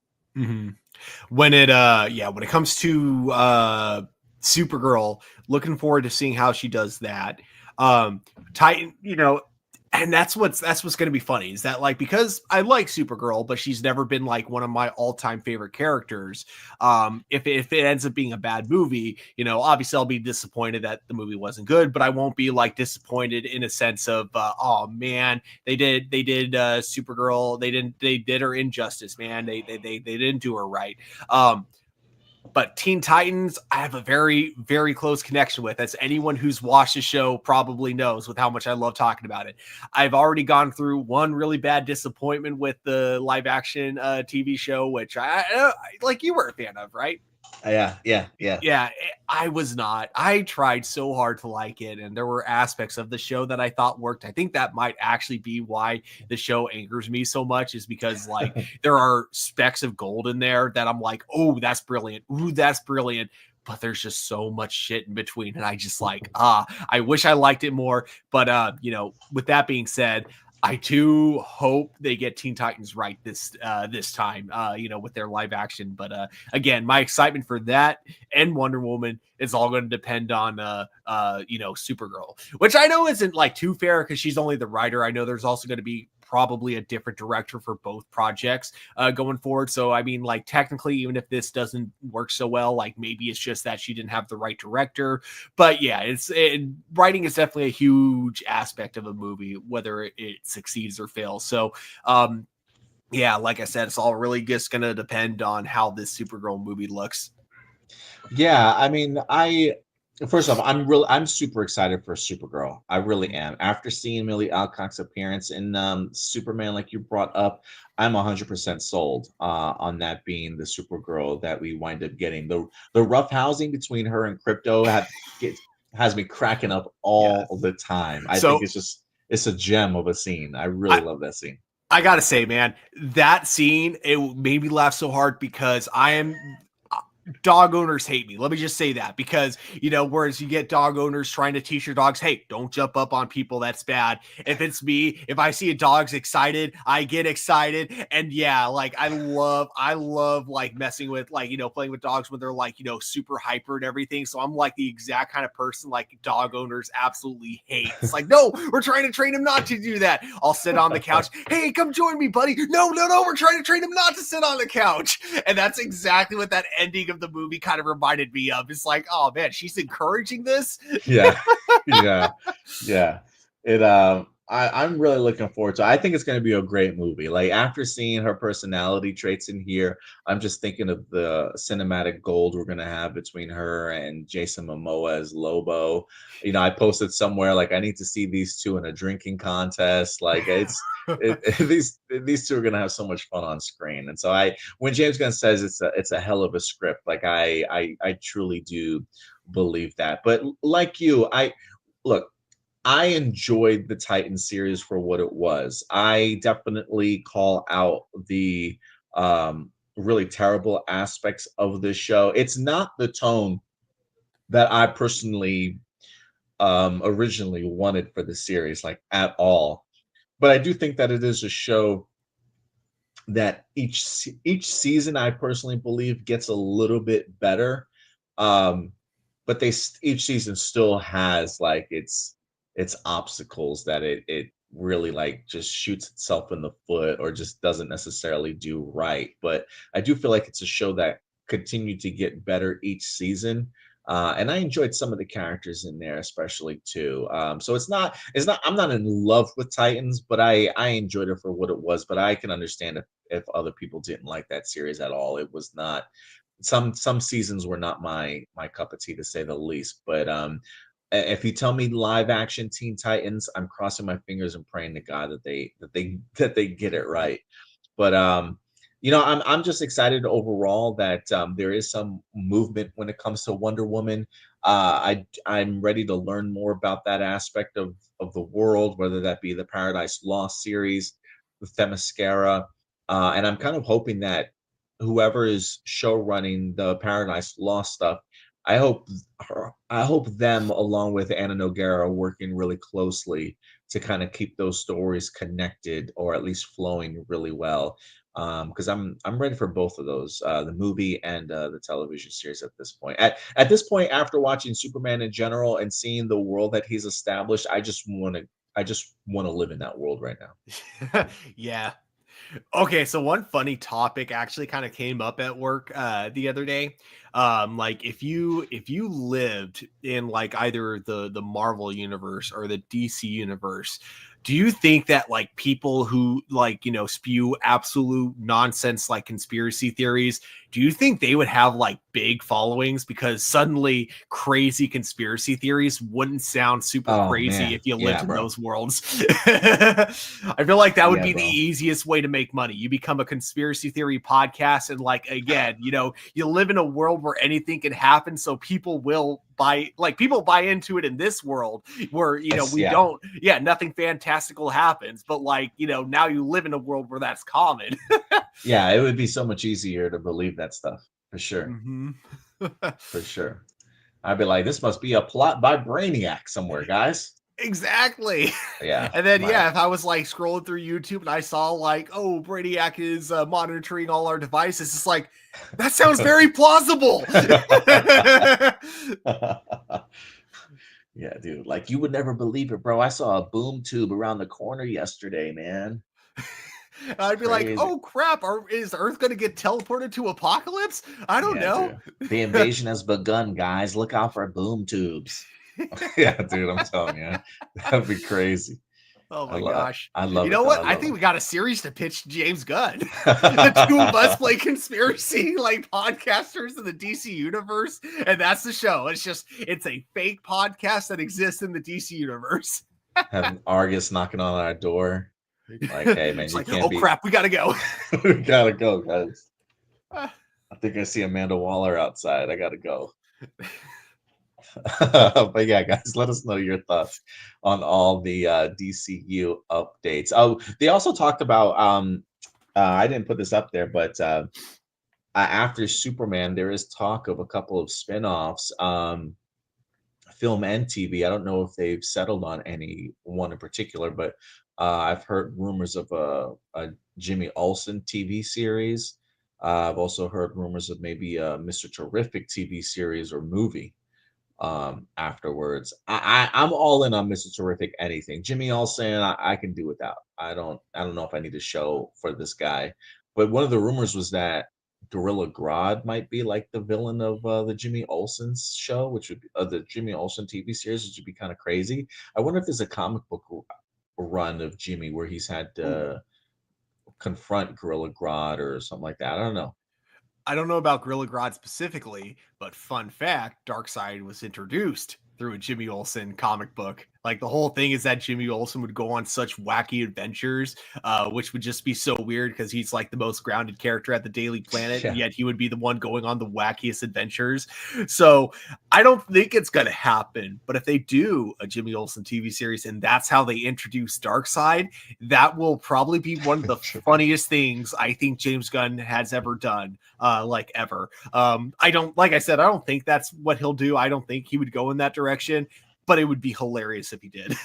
Yeah, it would be hilarious. I don't think they're gonna go that direction, but it would be hilarious. And I only say that because I am curious if how aware James Gunn is of connecting his cinematic universe and if he wants to keep all the big plot points relegated to just the movies, or if he doesn't have a problem in teasing big moments in television shows. Um, I just don't want him to make the same MCU mistake. That's all. Mhm. But yeah, guys, let us know your thoughts in regards to all the development coming out of the DCU at this point. Next up, Stuart, we've got Starfleet Academy, baby. Star Trek Heck Starfleet yes. Academy had a big presence over at San Diego Comic-Con this year. They not only dropped the brand new poster, which I didn't upload here, but they gave us a brand new trailer as of yesterday, if I'm not mistaken. And Entertainment Weekly did a really big exclusive first look with some brand new images for this.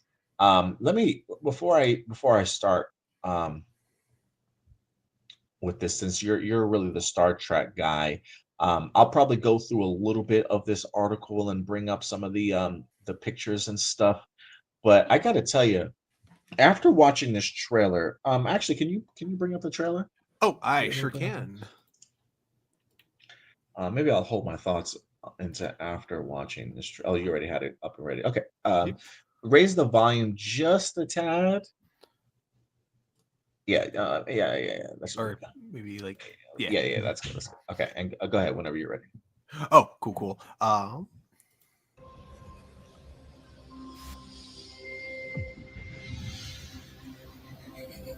And so, we begin. I'm Captain Nala Ake, Chancellor of Starfleet Academy. We're all the first Academy class to return to our campus in San Francisco after more than 120 years. Some of you are here for your families, some for yourselves. Together, you are the best and the brightest from across the galaxy. A tapestry that is Starfleet. You will learn the skills that shaped our greatest officers. Like them, we'll ask you to give more of yourselves than you knew you had. To dream without limitations. Whatever challenges came before today led you to this moment. You here now. You weave together the future. So go out and seek, explore, boldly go where no one has gone before. It is my great honor to welcome you all to Starfleet Academy.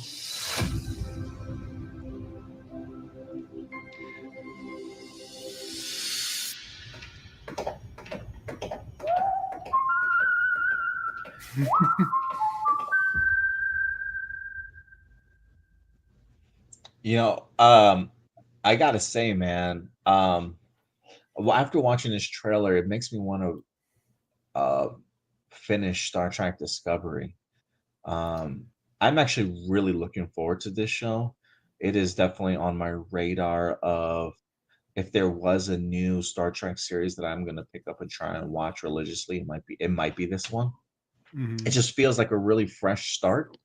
Um, like really accessible, I feel like, for anybody that's been in the Star Trek universe, or maybe if they're newcomers to it. I know like there's a lot of Star Trek series out there, but this just feels like one, like feels like it's a fresh start, not only for Starfleet, but also like the potential of where like spin-offs that might come out of this series or new enterprises to follow that might come out of this particular series. I'm hella impressed with the cast that they have in here, whether it be Holly Hunter, Paul Giamatti, getting the Doctor back also from Voyager. I just think they got some really stellar veterans a part of this cast that's going to really help elevate just the material that they have. Um, but I don't know. It just feels kind of cool to kind of go back to Starfleet Academy, see the new cadets going through training. I'm sure there's going to be that teen angst and drama that happens and stuff in this show and whatnot. But to kind of see what it takes to get yourself onto a starship in the first place, I think is going to be really eye opening. And it seems like there's going to be some great connections to the past in here. There was a really cool shot where one of the new cadets, I guess, is learning about Benjamin Sisko from Deep Space Nine. It's like the fate of Benjamin Sisko. I wonder if that's like a class that they take, or they learn a little bit more about Cisco from Deep Space Nine, which is just really, really dope to me. So yeah, I'm excited for this. The idea of this taking place, like, they haven't had a Starfleet Academy, I think they said, in like 120 years or something like that, which is crazy to me. I don't know how Star Trek Discovery ends to kind of set up this aspect of the world, which is why I kind of want to go back and check out Star Trek Discovery a little bit more and get caught up. But I had been saying I've been wanting to even see Strange New Worlds, but that's going to be coming to an end here in about maybe 1 or 2 more seasons. So I just feel like, for me, Starfleet Academy feels like a fresh place in Star Trek to kind of jump on board, and just embrace brand new characters, and see what the future certainly might look like. But I love this teaser. It just felt very inspiring, promising. The aesthetics look great. The production value looks there. It feels very modern to me, and it feels like modern in its presentation, but kind of going back to the roots of Star Trek in the sense of hope and voyage and just kind of exploring. You know what I mean? Oh yeah. I think the timeline, I think I was like a little like disappointed with at first, with it being like after Discovery, because I was kind of hoping for, either next gen era, or like kind of like for it to take place like right after Star Trek Picard. But like after seeing this trailer, kind of seeing what they're going for with this being Starfleet Academy reopening up after like over 100 years of the Federation kind of being non-existent, and only just now kind of coming back into place. Now I kind of see where they're going with this, and I think it's actually kind of brilliant to have this being like, okay, we're just opened back up again. And then I also really like that we're going to be getting, I think, because I was told beforehand that Sylvia was going to be in the show. But I didn't see her in the trailer. However, we did get Commander Jet, and she is probably my favorite character from Star Trek Discovery. So I love that she's coming back for this show. And then, of course, we get the Doctor from Voyager returning into this series as well. I was recently just really enjoying seeing him, because I only just recently watched Star Trek Prodigy, which was a great show, despite it, being like a Nickelodeon show for, a much younger audience. I thought like Prodigy was great, and seeing him come back to reprise his role as the Doctor in Prodigy, he did such a great job, and I look forward to seeing him kind of continue that like kind of performance in Starfleet Academy. So a lot about this looks really good. When you mentioned the guy reading about Cisco, my immediate thought was, imagine if this was Avery Brooks' return to acting. If like this show was back, I highly doubt it, because I'm not sure. I just know that he's like kind of doesn't seem interested in acting anymore. But like if he ever does come back, like it would be cool to see him return to this show. But like, yeah, like you said, the aesthetics of this look great. I like that because it's set in the year 3000.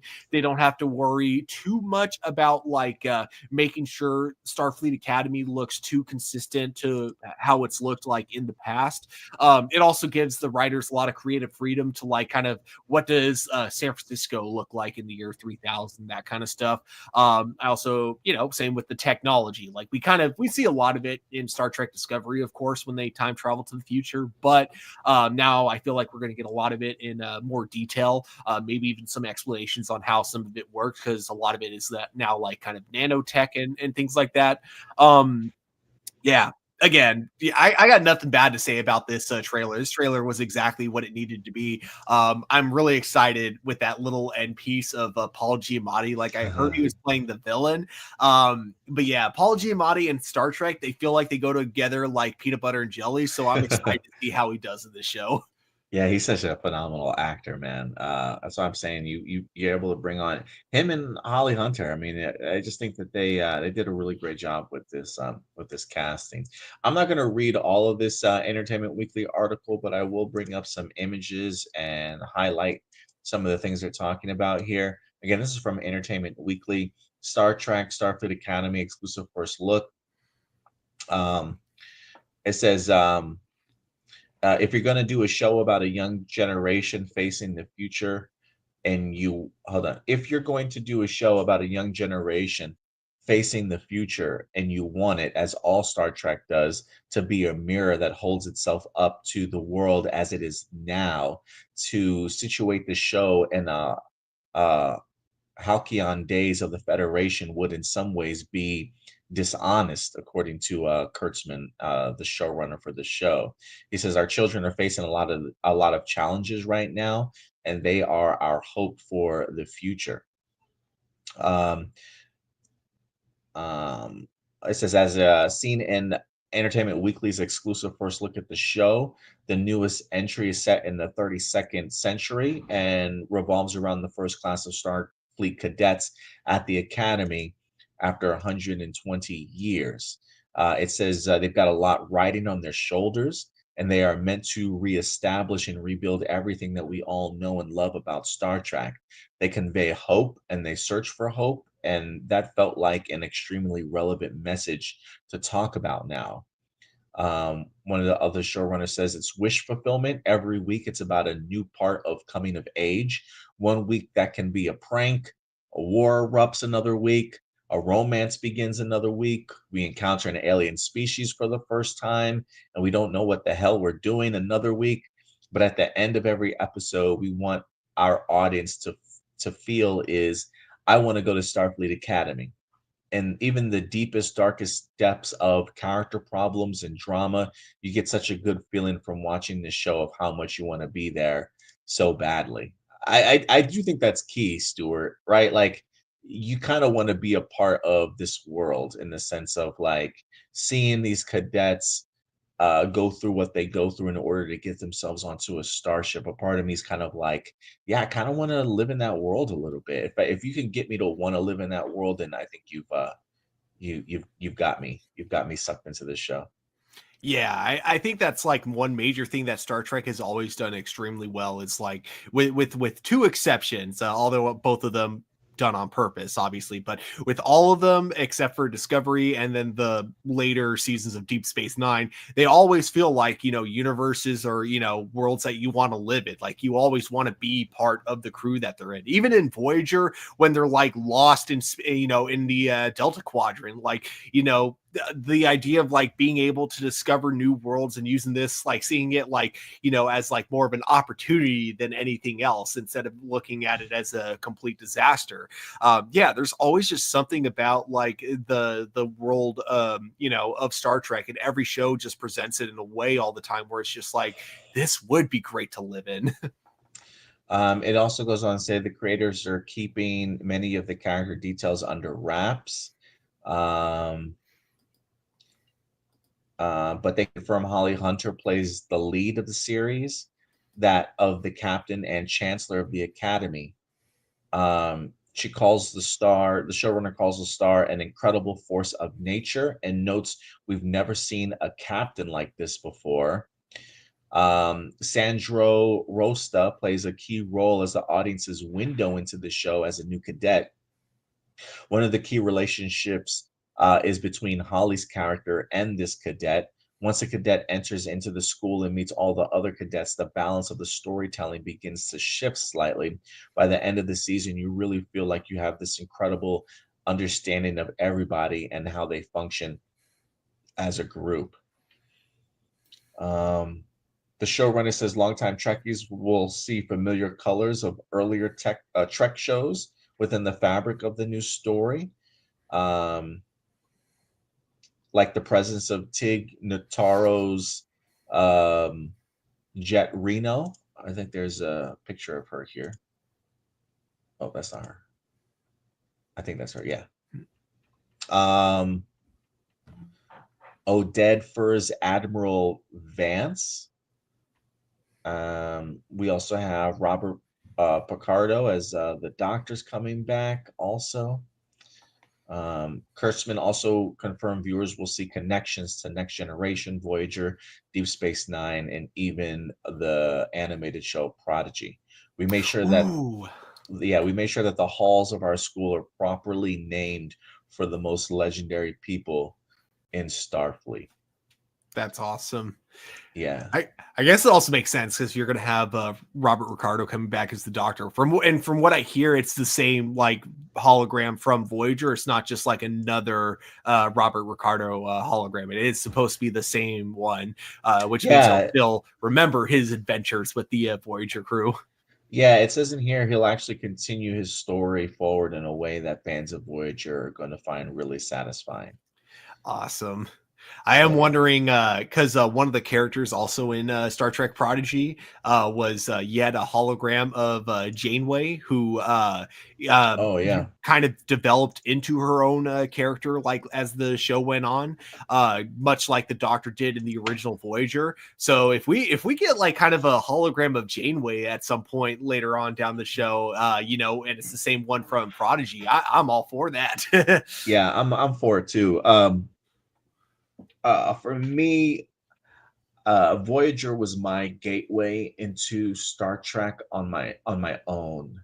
Like I didn't grow up so much a Star Trek person until my mom got married, and my stepdad was a big Star Trek guy, and he used to watch Next Generation and Deep Space Nine all the time. And I remember watching those along with him. But as I got older, when they did premiere Voyager for the first time, Voyager for me was like at my age where I was like, I made the conscious decision. I'm gonna watch this show. Like this is gonna be my first Star Trek that I actually sit down and watch on a weekly basis. And again, while I had seen previous Next Generation and Deep Space Nine stuff through my stepdad, this was like my full fledged. This series is going to be for me, not watching it for anybody else. And so for me, Voyager was really my entry point. And to this day, Captain Janeway is my captain. I absolutely love that woman. She was fantastic as a captain. So I don't know how they highlighted her in Prodigy, but I hope they did her. I hope they did her justice. Oh yeah, like because three characters from Voyager end up being in Prodigy, her, Chakotay, and the Doctor, and all three of Hey, them feel like they're done perfect, like justice, from the original series. Yeah, like for me, cool. it's so funny because I only just recently became a hardcore Star Trek fan because for a while I'd always just been kind of a casual Star Trek fan. Like I had seen all the movies, I had seen a good chunk of Next Generation, but I was never like deep into it until like the last few years where I did the biggest binge I think I've ever done in my life of like literally all Star Trek, except for I still haven't watched through the original animated series, so that's like the one exception. But that being said, my family was huge on Star Trek, especially my dad and older sister. They love Star Trek. I mean, I would watch Next Generation with my dad all the time. That one I actually enjoyed. My sister would just collect VHSs of the original series, and she would rewatch those all the time. And then I was young, so of course the original series kind of bored me at the time. Yeah. Watching it now, it's entertaining as hell. Like even when it's bad, it's pretty funny.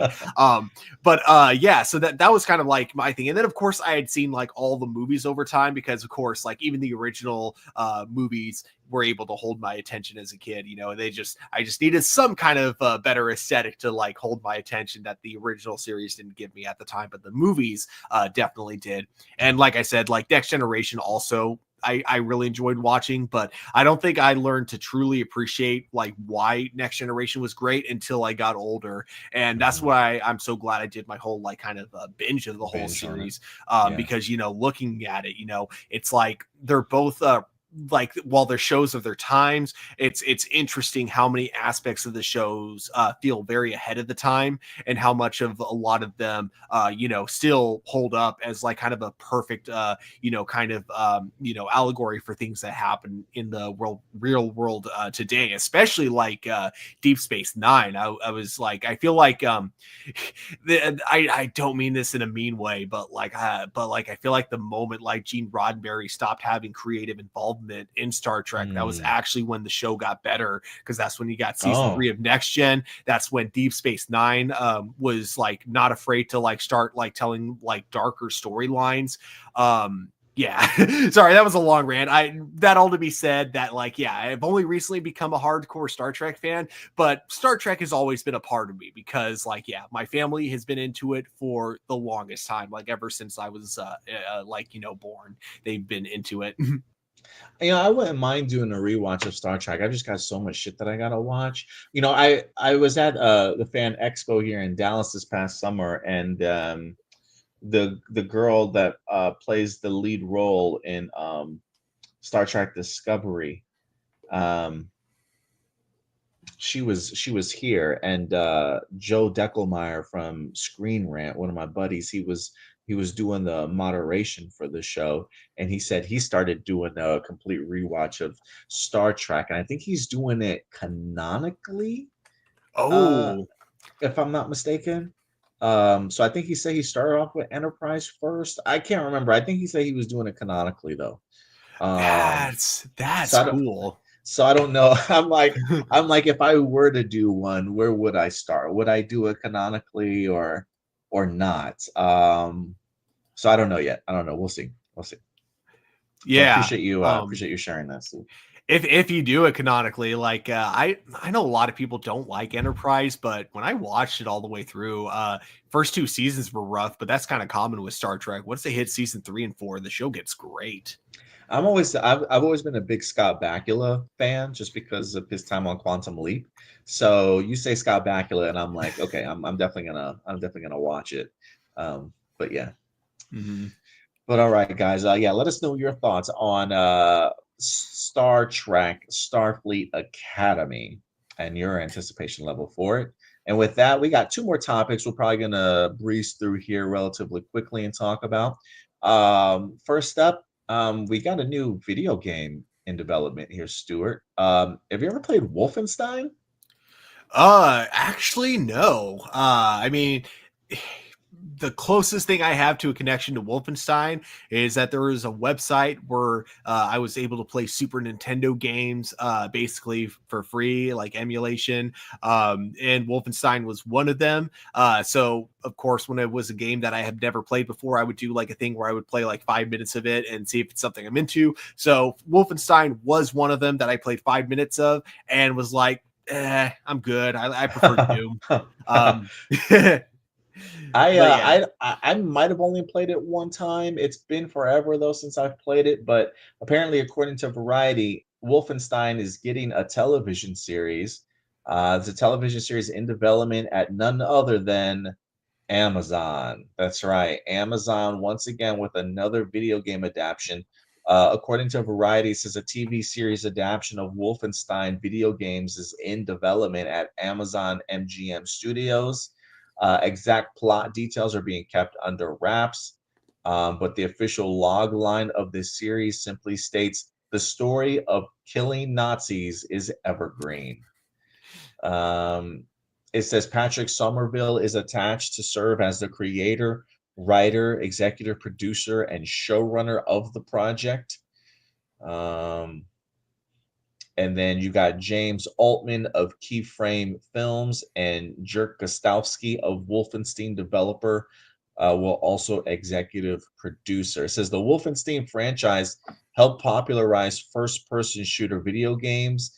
The games have largely centered on U.S. World War II soldier William B.J. Blakowitz.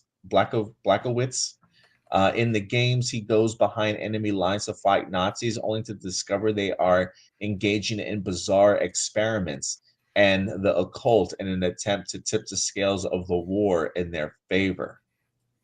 The first game in the franchise, Castle Wolfenstein, was released in '81. And then the sequel in 1984, Beyond Castle Wolfenstein, were top-down perspective games. I didn't realize the franchise was around for such a long time. Um, should this project move forward, it would be the latest video game TV series at Amazon. Um, they're also producing Fallout and things like that. I mean, we got so many other shows, other video game series that's supposed to be coming to Amazon Prime. It feels like they're just stockpiling. They got the Mass Effect television series, the God of War TV series. And they're supposed to be doing the Warhammer 40,000, if I'm not mistaken, also. So, yeah, Amazon just acquiring a ton of video game IPs at this point. But based off of what the article states here about the idea of this being like centered on U.S. World War II soldier fighting Nazis to discover that they're engaged in bizarre experiments and the occult to tip the scale in the war. Hell yeah, that sounds that sounds like an incredible television series, to be honest with you. Yeah, I mean, I feel like, anytime there's a show about killing Nazis, I'm all for it, especially nowadays where, you got people on Fox News like proudly declaring Proudly. themselves as Nazis. And it's just like, we need to remind people Nazis are bad. So, yes, give me the show. Yeah, dude, it's pretty crazy how emboldened some people feel like to say just the most outlandish ish. Um, Yeah, I even saw somebody on like this Jubilee roundtable, like a clip from this roundtable that he was like proud to proclaim himself as a Nazi or like a white nationalist or some crazy shit like that. And I'm just like, my God, like a fascist or some shit like that. I'm like, oh Mhm. my God, like we live in 2025. Like, what are we doing here as a society and as people, dude? So yeah, anytime you give me a show of mowing down some Nazis, man, I'm all for it. Especially when they start talking about wild experiments and the Mhm. occult, like the some magic on your side too. Yeah, I'm all for this one. So One we'll of see. the But Oh, sorry. I was just gonna say one of the few things I do know about the video game is that like you do fight a mecha Hitler where it's like Hitler in like a giant mech suit. So I'm wondering if that's gonna be in the show. Yeah, I would assume I'm assuming it would be. I just didn't know that this video game franchise went as back as far back as it did. When you said Super Nintendo, I was kind of shocked. I was thinking this was like a pretty recent game for like an Xbox or Sony or something like that. But you mentioned Super Nintendo, but yeah, this clearly even went back Mhm. as far as Nintendo or maybe even Atari. I have no idea.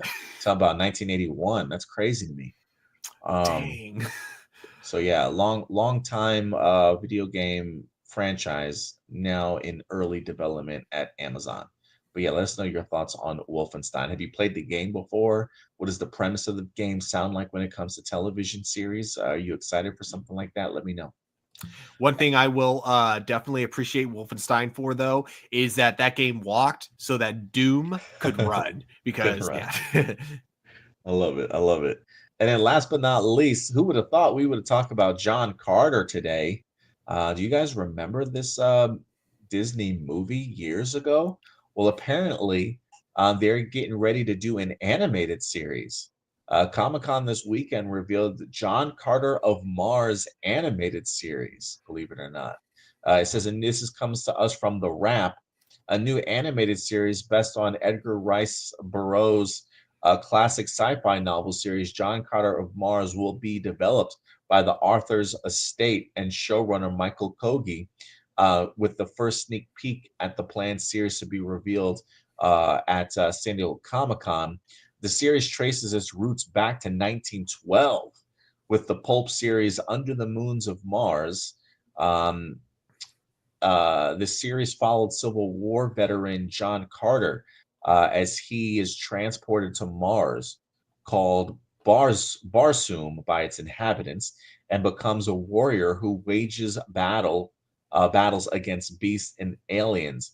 The novels and the pulp comics adapted from them became part of the foundation of modern day sci-fi. alongside the likes of Flash Gordon. John Carter became also an inspiration for George Lucas's Star Wars and James Cameron's Avatar, among other things. A Princess of Mars, the novel, was adapted in the 2012 Disney film John Carter, which unfortunately didn't do so well at the box office. Um, but yeah, it looks like they're getting ready to make an animated series. It says this makes this new John Carter of Mars the first animated adaptation of the novels, something that Michael Kogi believes will be embraced given the interest in action-packed animation on streaming in recent years. He says, in this era of incredible animation with shows like Castlevania, Blood of Zeus, and Twilight of Gods, pushing the genre of fantasy action adventures to new heights, there couldn't be a better time for the Martian saga John Carter to be told through bold, groundbreaking animation, he said in a statement. And he says Kogi is well versed in all things John Carter, having written an audio series based off of the novels. So this guy has got a lot of experience when it comes to playing around in this world, as far as the writer is concerned. But how do you feel about this, Stuart? The idea of a John Carter of Mars animated series? I've never seen or I've never like read any of the John Carter stories, or I Yeah. actually never even seen the 2012 John Carter movie. But you know, I will say that the aspect of John Carter as a character seems interesting enough to where it's like I do think that there's a good story that can definitely be told. In fact, actually, even Marcelino kind of brings this up. I'm glad that John Carter is getting a second chance. It deserves it. There's so much great story in it. So yeah, I think this is a pretty cool idea, especially, you know, you're doing it in animation form now. So now there's a lot more flexibility in what you can visualize. You don't have to have that kind of fear that a lot of directors have when they're adapting, you know, comic books, in the sense of, okay, this looks cool in the comics. How do we make it good in live action? If it's animation, you don't have to worry about it. You can literally just make it look exactly like the comic book and it'll look just fine. So yeah, I think this is a smart move on Disney's part. But yeah, we'll have to see how it is when it comes out. Yeah, I'm actually really looking forward to this one. I would agree. I think this is the safer bet for John Carter here. You know, you talk about the idea of animation. Not only can you get away with doing things in animation that you can't in live action, but I'm sure the special effects is a lot cheaper. Animation is a lot cheaper Mhm. than having to do big scale live action stuff. Um, so yeah, it feels very promising in that regards. And he's not wrong. I mean, we do live in a time right now where animation is in high gear, whether that be animated series or even animated movies. I go back to thinking about Predator, Killer of Killers. That was astounding. I love that movie. I don't know if you had the opportunity to check it out yet or not, Stuart, but I was really impressed with what they were able to do there. But I would agree with him. I think this is a really great opportunity, considering the fact that you have so much source material that you can really mine from, and you've got somebody and a writer who has done audio novels and audio series for this character, clearly knows this world in and out like the back of his hand. If he can really tap into some of that great like pulp sci-fi stuff from the novels and bring that into animated form, I really do think that this is probably the best avenue for John Carter to get its redemption arc here. I probably will be checking it out. I will be curious to see what animation style they're going to go for. If they will go like the pulpy sci-fi, like uh I wonder if they go like the Johnny Quest vibe animation style wise, or if they go a little bit more modernized with it. I think the animation is really going to be key here. You know, even like when you think about the pulpy sci-fi stuff back in the day, like I would even take like animation along the lines of like the book's artwork cover, almost maybe like a painted. I don't know. I just think you could do something really retro and really cool with the animation style if you wanted to fully embrace just the time period in which the novels were written in. So from animation, I'm definitely going to be key on it. But I think this is great. You've got great material to source from. You got somebody that knows this world.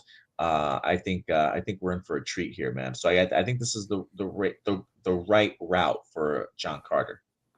Mhm. I would definitely agree with that. Again, knowing nothing about the comic books, I can definitely say that like this is something where since they're doing it in animation form and since it's gonna likely be on Disney Plus, it's something I could definitely see myself checking out when it comes out. Yeah, I'm definitely gonna give it a shot. But yeah, let us know your thoughts, guys, in the comment section box below.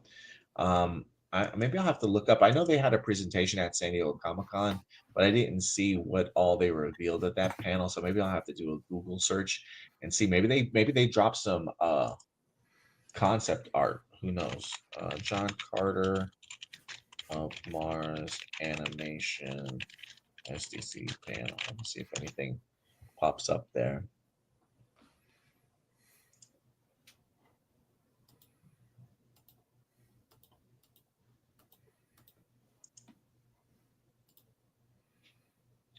Bleeding Cool News also has an update in regards to that. But yeah, that'll probably do it for our topics for the day. So I appreciate you guys certainly coming through. So now that we've wrapped that up, Stuart, can you do me a favor? Can you bring up live viewer questions on your end? I sure can. Let me see what some people are saying in the live chat. Marcelino says Taylor Kitsch couldn't catch a break. He failed at being a mainstream star with John Carter, and people didn't like his portrayal of Gambit and X-Men Origins Wolverine. Yeah, I wonder, did his career ever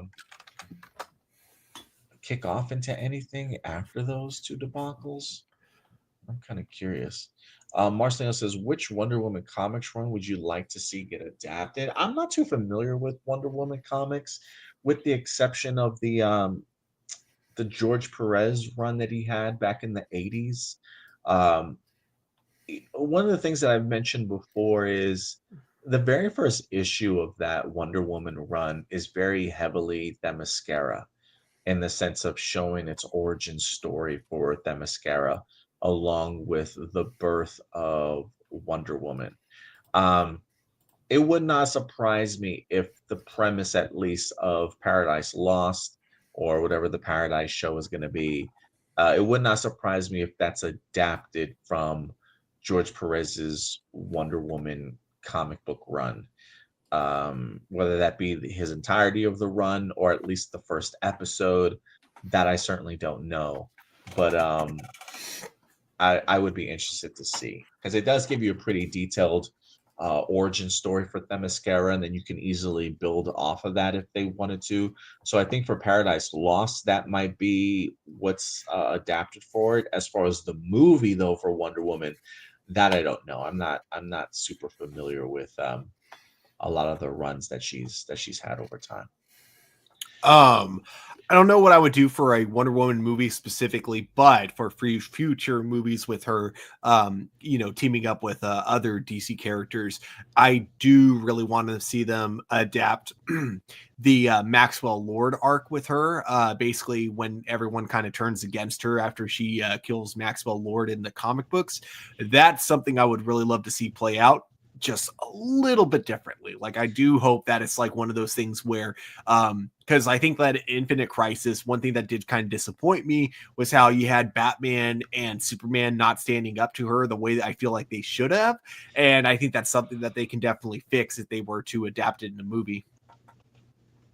I would be open to that. Just let's have Sean Gunn stick around for a little longer. Okay? Oh yeah, no, I don't want to see it. I don't want to see it in the next movie. Yeah, I agree with you. I want Sean Gunn as Maxwell Lord a little bit. I want to see that character get fleshed out a little bit first.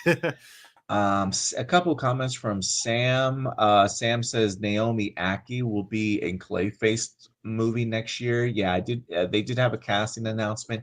Naomi Aki has landed the lead female role for Clayface, at least. So she's going to be playing opposite Tom Rise Harry, I believe his name is. Sam says, I heard Randy Orton wants to play Batman and the Brave and the Bold. Yeah, sorry, Randy, not going to happen. Not going to happen. Sam says, in my opinion, Jensen Ackles could be brilliant as Batman. he could have his dark version of Batman for James Gunn. We'll see. We'll see. All right. Let's go ahead and get into our live viewer questions. And now, everybody, it is time for live viewer questions. I think I can make up some music here. I don't know. I can't hear it. Maybe it's too low. Can you hear it? I can hear it just fine. Okay. All right. Let's see if I can read this off the screen for questions. Marky Parco is at the bottom of the screen, Stuart. Marky Parco. It is indeed. Adam Sandler's Happy Gilmore 2 released yesterday on Netflix, making a triumphant return to form for the comedian, earning a 9.5/10 from me. Oh, wow. This sequel masterfully moves in numerous masterfully. Oh, I can't really see it. Oh, Yeah, you read that. You finish. It's kind of small for me. The sequel masterfully weaves in numerous references and tributes to Sandler's past iconic films, including heartfelt nods to late Cameron Boyce and Carl Weathers. Unlike typical Sandler productions, his family takes on significant roles beyond mere cameos, and the film, despite an absurd, over-the-top Gen Z infused final half, grounds his character in a surprisingly realistic tone. The return of many original characters, coupled with new director at the helm, though the original director makes a supporting appearance, truly makes Happy Gilmore 2 feel like Sandler's ultimate comedic comeback, and a fitting final hurrah as his first ever classic film sequel, even featuring a remarkably grounded performance from Latin artist Bad Bunny. Given this long-awaited return, what are your thoughts on Adam Sandler's past filmography and the trajectory back into substantial comedic roles? Should he continue to do more sequels in his classics, or are you fine with this being a one-time thing? Well, I will say I haven't had the opportunity to check out Happy Gilmore 2 yet. I did see one clip of it though, where he's got Eminem is in the movie apparently, which is pretty funny to kind of see. The clip was hilarious. So I'll give Happy Gilmore 2 a chance here. I'm not quite sure as of yet, but we'll see. So I don't know. I mean, if this is successful, then yeah. I mean, I don't mind it not being a one-time thing. I have, I've got my movies I personally would like to see sequels to. I just don't know if he should touch any of them, to be honest with you. But I don't know. I don't know how I feel about Adam Sandler. I feel like if he's tried to return back to some movies, they haven't quite landed recently.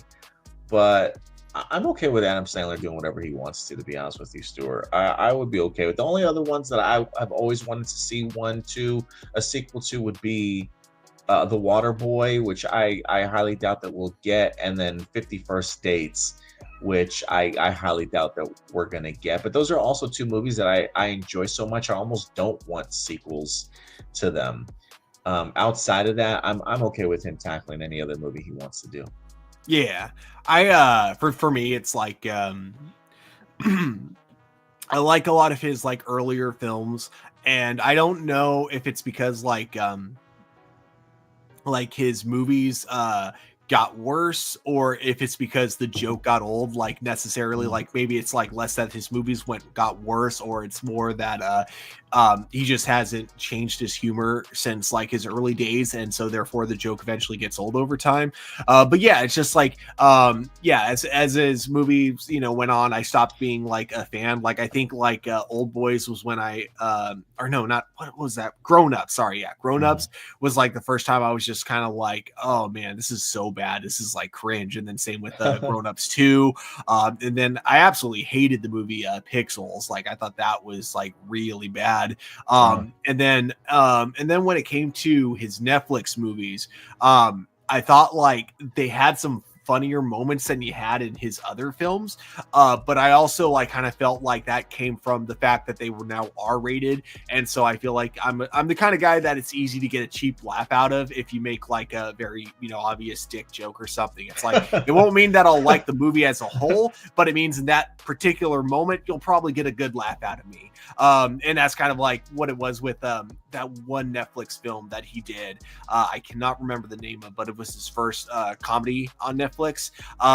So, to me, he's kind of, hasn't been as funny as he used to be, but I also think he's a really good actor. Like I loved him in Uncut Gems. So when he's just like acting and not producing his own movies, I think he's great.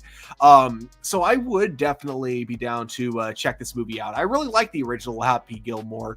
And kind of hearing some of the comments that you made, like saying that there's a grounded like kind of nature to this one, that surprises me because I love Happy Gilmore, but grounded is definitely not a movie that, or not a word I would use to describe Happy Gilmore. So that kind of gets me intrigued a little bit. What's next? Looks like we got 3 long questions from Marcelino. When you look at the original plans that MCU was going to do post Endgame, it would have eliminated the problems of lack of connectivity and direction. The original plan for WandaVision was that the mysterious messages Wanda would be receiving were from Doctor Strange, who would also show up at the end and teach Wanda how to master her powers. This was changed because Kevin Feige didn't like the idea of mansplaining to Wanda how her powers work. The original plot. Is that true? Is that why Kevin Feige didn't want to do that? Like, I never heard him say that before. I would be kind of curious to hear him say that. That is the weirdest. So what?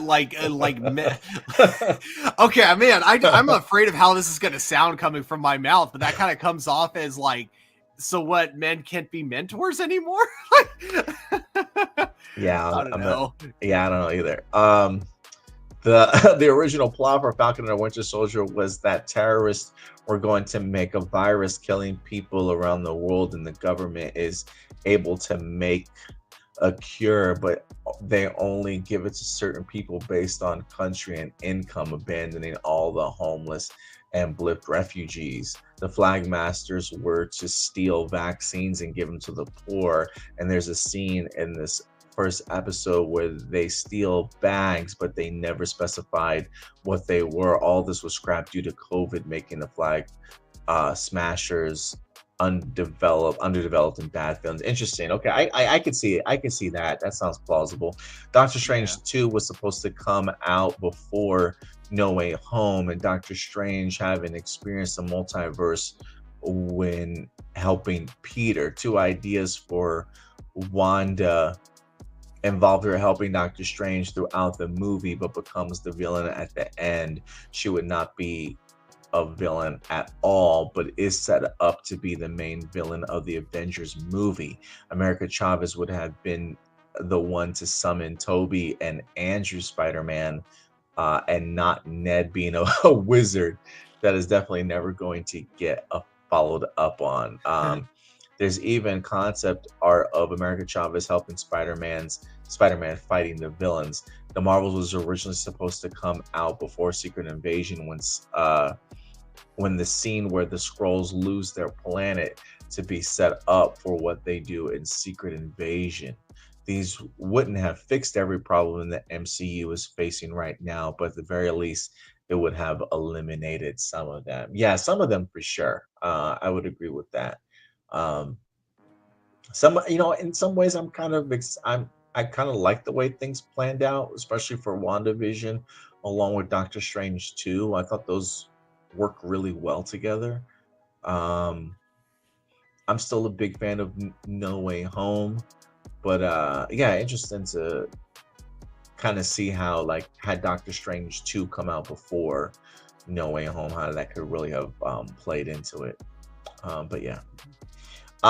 Two, recently there have been canceled Madam Web popcorn buckets and soda cups that have been exposed to the public. These buckets and cups are plastered with news articles and references to the MCU. Apparently, it was Sony's attempt to make it into an MCU movie. The news articles included stuff like Doctor Strange signing the lucrative Vegas show deal. Groot has a talk show called I Am Groot. Doc Ock opened a massage clinic. Am I reading that right? A massage clinic? Stark Industries had an underpaid worker scandal. Thanos cult refutes claim of expansionist ideology.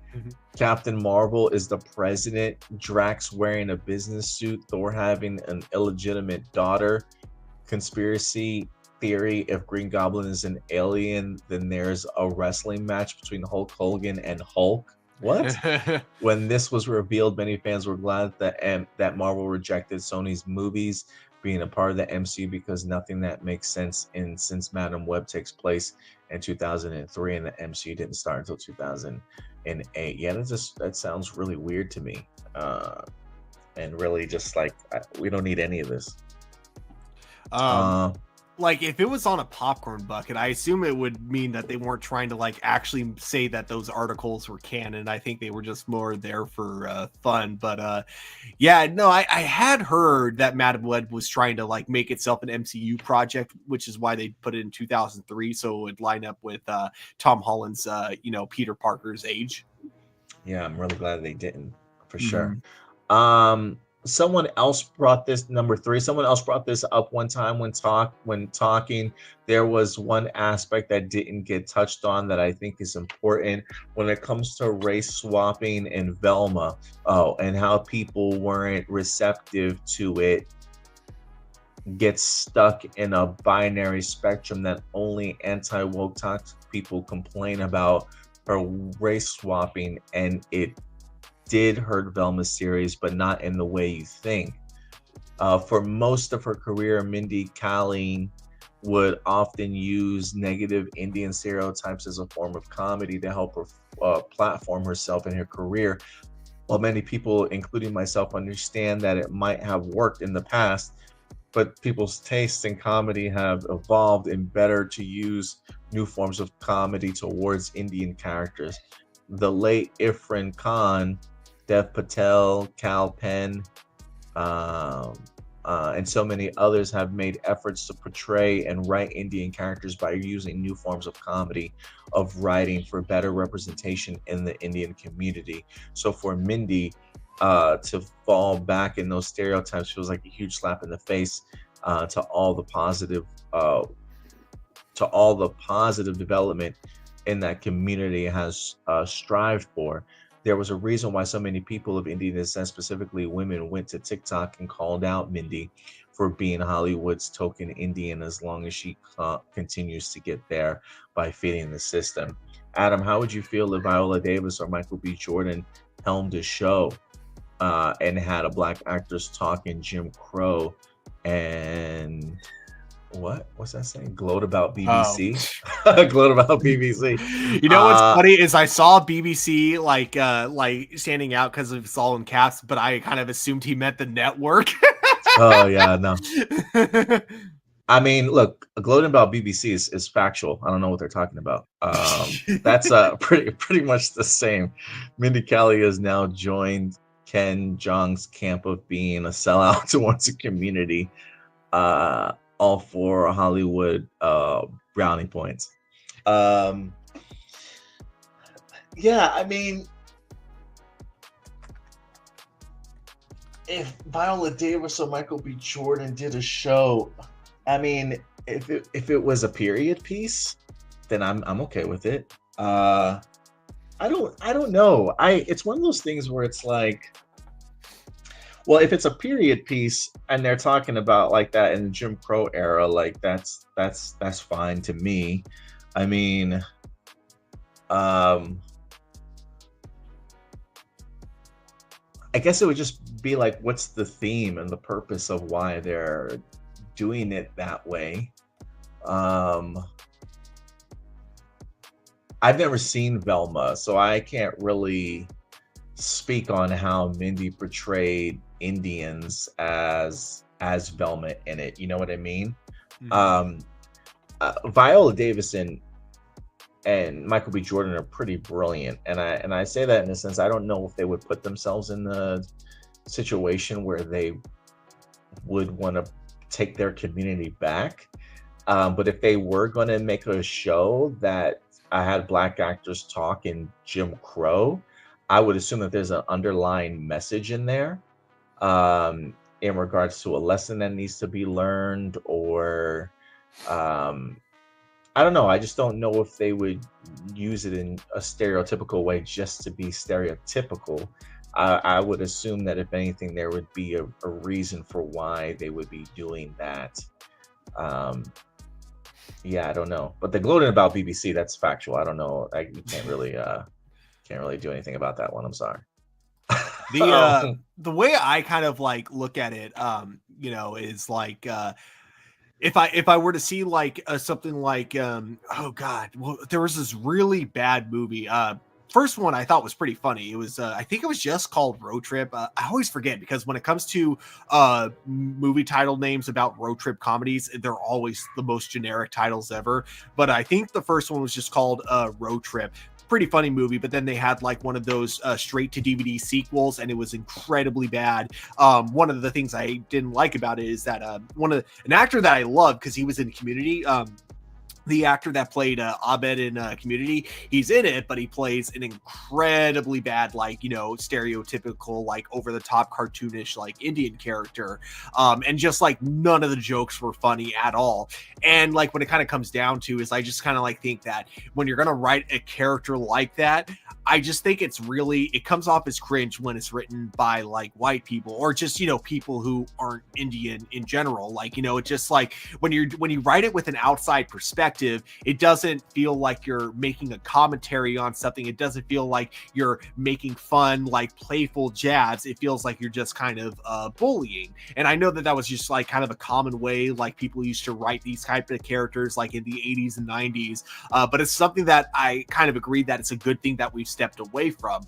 Now, of course, I do not want to speak for other people at all. So I will just say that for me, if I was watching Velma, which I have no plan on doing, and I noticed like these Indian stereotypes, but I also recognize that the show was written by an Indian, I probably wouldn't have found it like as offensive, depending on how it was written. That is even, that because I don't want to ever claim that, oh, just because someone is part of that ethnicity or anything, like suddenly they have like a free pass to make whatever jokes they want about their own. Like, no, I'm not saying that at all. But what I am saying is that like I'll be less like, I don't know, I'll be more inclined to believe that it comes from a good place, if that makes sense. But like obviously in the case of Velma, it sounds like it does not come from a good place. But like I said, when certain stereotypes or tropes are written about certain groups, if it's written by someone who isn't part of that group, it comes off as bullying to me. It doesn't come off as funny, depending on how it's written. Sometimes there are definitely exceptions, and it really depends on if like the person is like actually like whether or not they're like someone who's like just seen the community from like an outside perspective, or if they're part of that community in some way, shape, or form, like they have like family or friends that are like in that group, so they spend enough time to actually get like a good understanding of what it's like, so they can poke fun at it without bullying. It's a very, very hard balance, but I do think it can be done. But yeah, it's like, it's a project per project thing. And I think it's a good thing that we have stepped back from it. And I think that, if you're going to kind of use trope or stereotypes, you got to be careful about it is all. Sorry, I didn't mean to ramble. Yeah, no, I echo all your sentiments. I think you said it a lot better than I certainly could. Because I think like, because honestly, when I watched Superman for the first time, or I had seen more of Mr. Terrific, it's so funny when I first see him in the movie. For some reason, the first thing that I think of is Robert Downey Jr. in Tropic Thunder. I don't know why. I think it's just the way that he expresses himself and the way that he talks. It just reminds me of Robert Downey Jr.'s Tropic Thunder character. And I felt some type of way about it at first, just because it was like, wait a minute, James Gunn wrote this. Why is he having this like black man talking this stereotypical way? But then, like, as the movie progresses, Eddie Gathegi really kind of like it's not Tropic Thunder at all. Like, just one or two lines at the beginning, I was like, what are we doing here? And then as he actually has more lines of dialogue and he actually starts talking, I start realizing, like, okay, this is we're not really going the stereotypical way, and it really works for me, and what Eddie Gathegi was able to do with Mr. Terrific. But I would agree with you. I think based off of who the writer is, if there's really no connection to that community or culture, and then they start writing in that way, then yeah, red flags definitely kind of start coming up. But and I guess also for me too, like, what was that? There was an Asian television show of like something Kim's Convenience. Mhm. Is that what it was? Right? Yeah.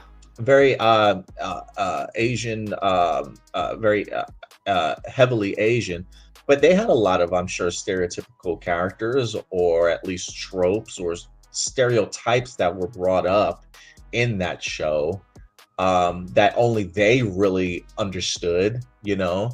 And I'm sure it was maybe kind of edgy comedy to a certain extent for that television series too. But they're able to get away with it because they understand that their culture, and they can kind of make fun of that a little bit more. You know what I mean?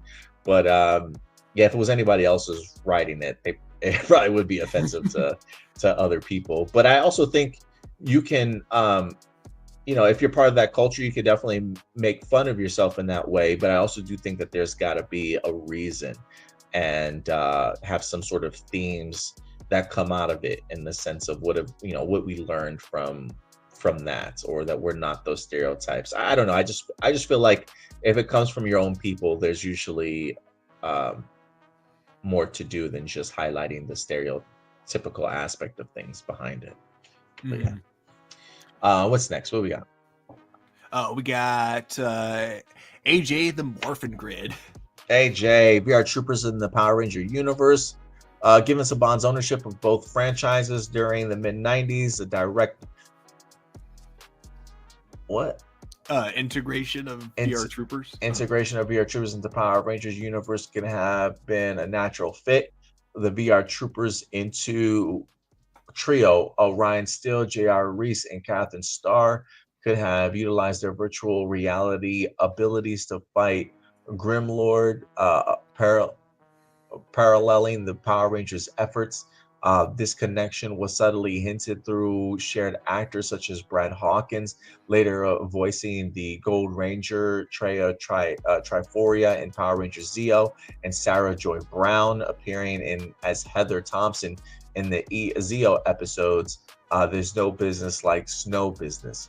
Parts 1 through 3, furthermore, VR Trooper Season 2 Battle Grid suits repurposed, repainted Mighty Morphin Red Ranger helmets, and both shows share giant robot battles and background music, further blurring the lines between the two series. Hasbro's Beast Morphers provided a spiritual successor with the two-part crossover Intruder Alert and The Greater Good, introducing Captain Chaku. His suit was adapted from the Metal Heroes series franchise, same as VR Troopers, and they commanded his own giant dragon robot, the Reptilo Beast, and personal vehicle, the Galactic Interceptor. Would it have been fascinating to see direct crossover where the VR Troopers and the Power Rangers teamed up to face a shared threat? Yeah, I would have loved to have seen that, for sure. Yeah. I'm actually reading the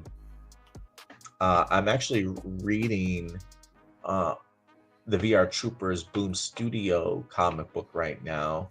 I think only one issue has come out, but it's pretty interesting. I think they introduced the VR Troopers in the Power Rangers Prime comic book also. So I do believe that there's sort of like already a connection, in the sense that they share this world in this new Power Ranger universe for Boom Studios. So that's probably the closest I'm going to get to VR Trooper Power Ranger crossover for now. But I would have loved to have seen it in live action back in the day. Yeah, I never understood why they. I mean, maybe it was a cost thing, but I remember seeing a post from God, what was his name? The guy that played Blake something. The guy that played Justin in Turbo. Because I guess like whenever he had downtime, he would always visit the set of Big Bad Beetleborg, and he was like talking about how he and the other kids from that show always wanted to do like a crossover together. And I feel like Beetleborg, VR Trooper, and Power Rangers. My headcanon is that they all fit into the same universe perfectly.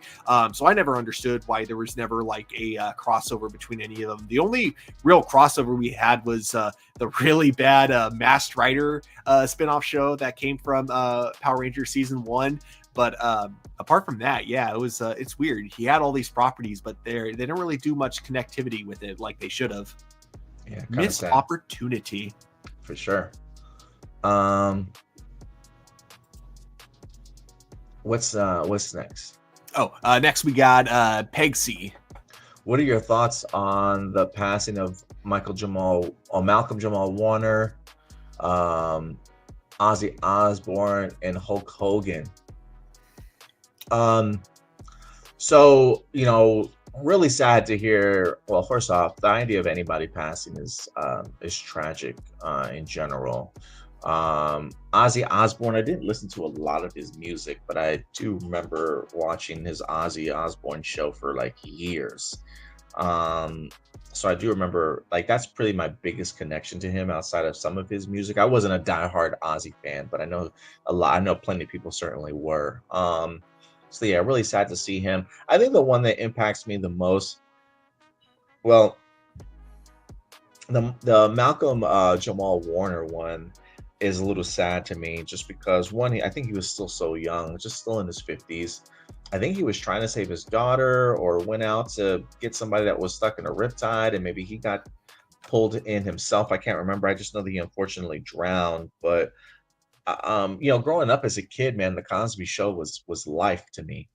Regardless of what happened with Bill Cosby and all the stuff that eventually got revealed. As a kid, I'm watching this show and I'm just thinking to myself, like, man, these are just really like great, perfect role models and examples of how we should be, or how I would certainly want to be. Him as Theo Huxtable was really great, and he wasn't a perfect kid. He definitely had his issues and his dilemmas, but Theo also had a really great family environment, a great mother, and loving mother and loving father who were there for him. Tough love at times, but also helped raise a really bright and intelligent kid. And I just think, for me, as somebody that grew up in a Black household, the Cosby family was like such great role models in general, and they had so many really great characters to kind of look up to, and Theo was certainly one of them, especially as they got older and they went to school and then eventually went on to college and stuff. I mean, the Cosby Show just had a lot of great impact on people, and so I feel like Malcolm Jamal Warner is one of those people that took a lot of the learnings that his character Theo learned in life, and also a lot of the learnings that he probably learned from just the cast of, whether that be Bill, or whether that be, I can't remember, Felicia Rashad, that played his mother. I'm sure they probably gave him some incredible life advice, and he seemed like, even up into his 50s, he was that genuine guy that did his best to kind of raise his kids that way, or just be a really positive role model and voice out there for people. So it's just really sad to see him go. And as far as Hulk Hogan, look, man, I mean, God, look, Hulk Hogan for me when I was a kid was a huge part of my life. I grew up on Saturday morning wrestlings, and my grandmother taking me to her job with her, where she used to clean houses, and she would sit me in front of the television, and it would be Saturday morning wrestling, and Hulk Hogan would be on, and he would be the person that motivated me to take my prayer, my vitamins, and say my prayers and stuff. I was a Hulkamaniacs Ultimate Warrior kid. You know what I'm saying? So it's not like I can't say Hulk Hogan never had an impact on my life. He certainly did. So I am always appreciative for that. It's just a real shame that he grew up, it was a true piece of shit in real life. It's just really unfortunate. You look up to people when you're a kid, and unfortunately, as they get older, you realize the truth about people, and he was just a real POS. Didn't seem like he had a lot of truthful remorse in regards to the racism that he held, or some of the shit that he said, or even just the idea of like just from his career of holding people back for so many years and just being a really selfish asshole. You know, a lot of negative can be said about Hulk Hogan, for sure. But I can't ignore the fact that he did have an impact on my life as a kid. It's just you know, it's just terrible that as an adult now, I can't view him the same way anymore. So it is what it is. Yeah, definitely. It sucks too because okay, so for me, I didn't really keep up with wrestling like when I was a kid. I mean, I still don't, but I eventually I will start trying to get into it. I swear. With Hulk Hogan, even I knew about him like as a kid because you know he was in several movies that I used to watch all the time, and then not to mention it was just like he would be like in so many commercials, like, you know, PSAs especially. And so then you hear about the shit about him and it's just like, man, this guy really is an asshole. So it's like, this is going to come off as cold, but I felt nothing when I heard about his. Ozzy Osbourne and Malcolm Jamal Warner, those were actually really sad because like for me, wasn't like, you know, like you not the biggest Ozzy Osbourne fan, but of course I've like listened to a lot of his music. I mean, Crazy Train is one of my all-time favorite songs. So yeah, like his passing was sad, especially just because of like, man, the way the guy would perform on stage was insane. I mean, the dude literally bit a head off of a bat. It does not get any more metal than that. And then, of course, yeah, with the Cosby Show. Speaking of pieces of shit, yeah, it's a shame because, like, you know, I think TV wise, like you said it the best, like Bill Cosby as a character was like character, not actor. Character, you know, was like just a perfect, you know, kind of role model type of a character. You know, my mom used to watch that show like all the time. She absolutely loved it. But yeah, no, that was like such a great series. And then like I assume it was probably a big deal too with you know, with black people because like, you know, it's great. It was like, I assume, please correct me if I'm wrong because I don't want to be speaking for other people, but like, you know, I assume it was really good to see like, you know, these kind of characters not portrayed in like necessarily stereotypical ways, but like in like, you know, a really good light and that kind of stuff. But yeah, it was definitely a show that, you know, didn't have the biggest impact on me because I didn't watch it all the time, but I definitely would watch it, especially if my mom was in the living room because she, like I said, she loved it. So yeah, it's just to have these passings all at once, like I said, with those two, with Malcolm and Ozzy specifically, yeah, that was really sad to hear about. Yeah, it was pretty sad stuff. What's next? What do we got? I have not for this one. It's asking, have you checked out the Green Band trailer for Mortal Kombat 2? I checked out the regular trailer. I didn't know there was a Green Band. Is it any different? Like, is there? It's a little bit. It's got less curse words and less violence in it, or at least showcase of blood in it. I appreciated the Red Band a little bit more. I think we posted the Green Band trailer on our Facebook page just to avoid any you know, being flagged or anything like that. But I prefer the Red Band. Oh, this one's interesting. So next part is during the Boom Studios panel at SDCC.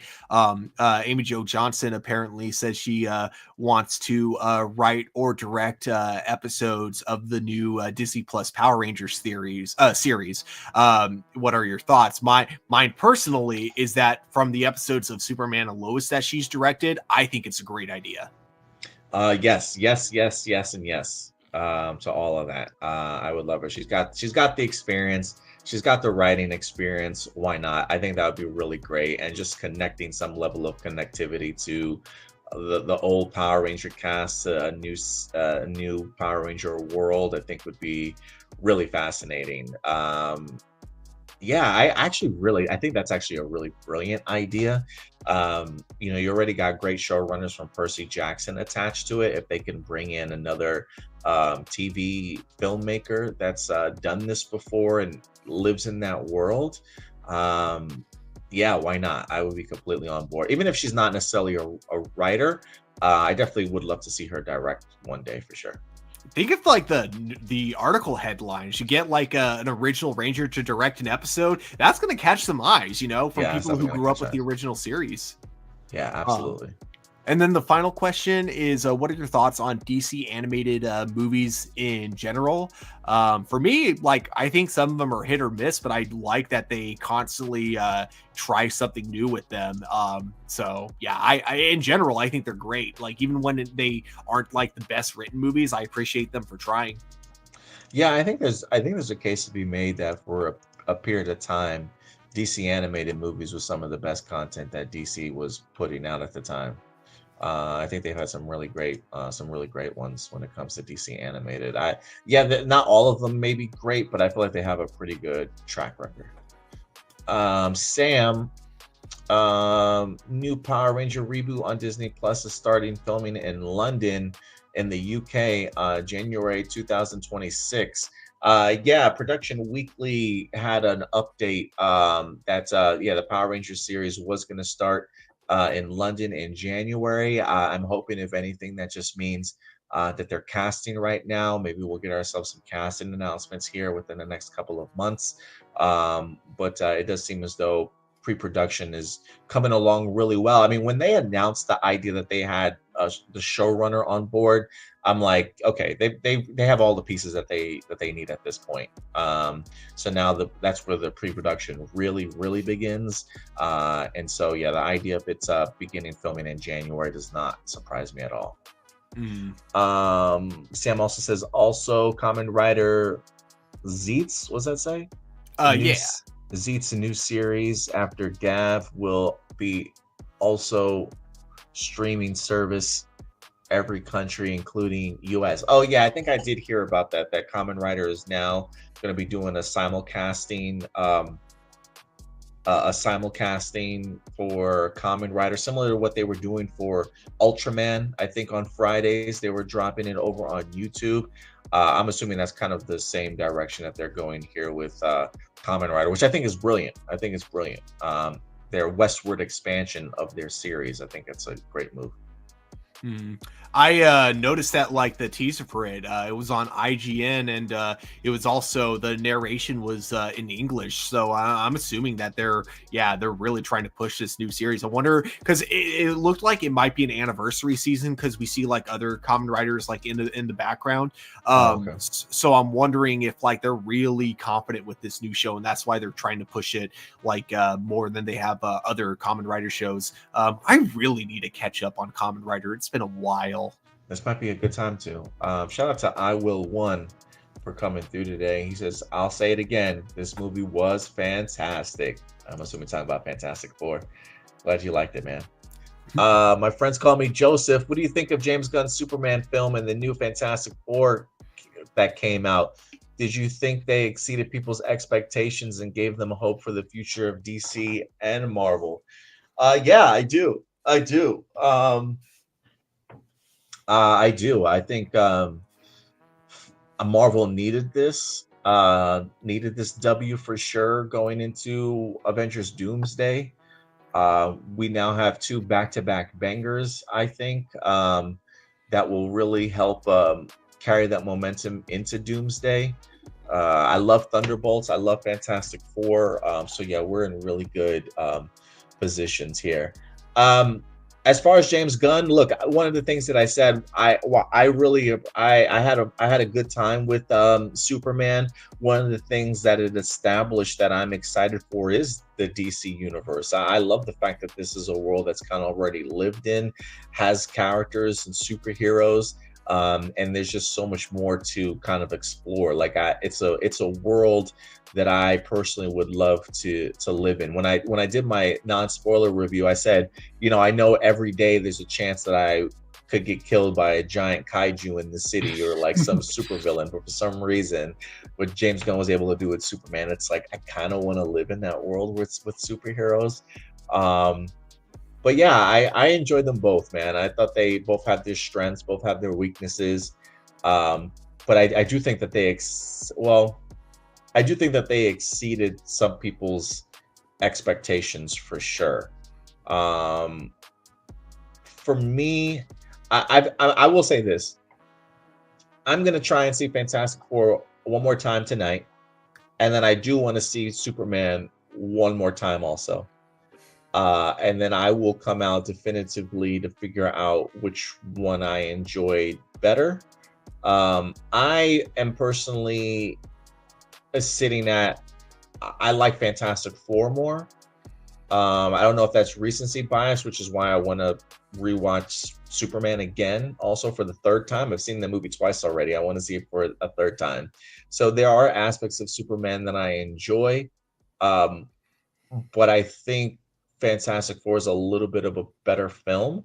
If I had any complaints about Superman, there were times where I felt like I didn't know if the movie knew what it wanted to be, if it wanted to be a James Gunn movie or take itself seriously as a Superman movie at times. And I felt like sometimes there's a lot of exposition that I think doesn't benefit the movie in the sense of just like, while I appreciate it being just thrusted into the action, I think that has its benefits and its cons also. And for me, it kind of took away from it's being a movie as far as like a cohesive, very fluid type of movie. At times it felt a little bit clunky to me. So that's why I think I think the movie is a great Superman movie, I think it's just a good film. And I think Fantastic Four is a great film in regards to just how it's put together and processed and paced and stuff. So I think that's probably why I'm leaning a little bit more Fantastic Four here. But that's still a great movie though. I had fun with Superman. Yeah.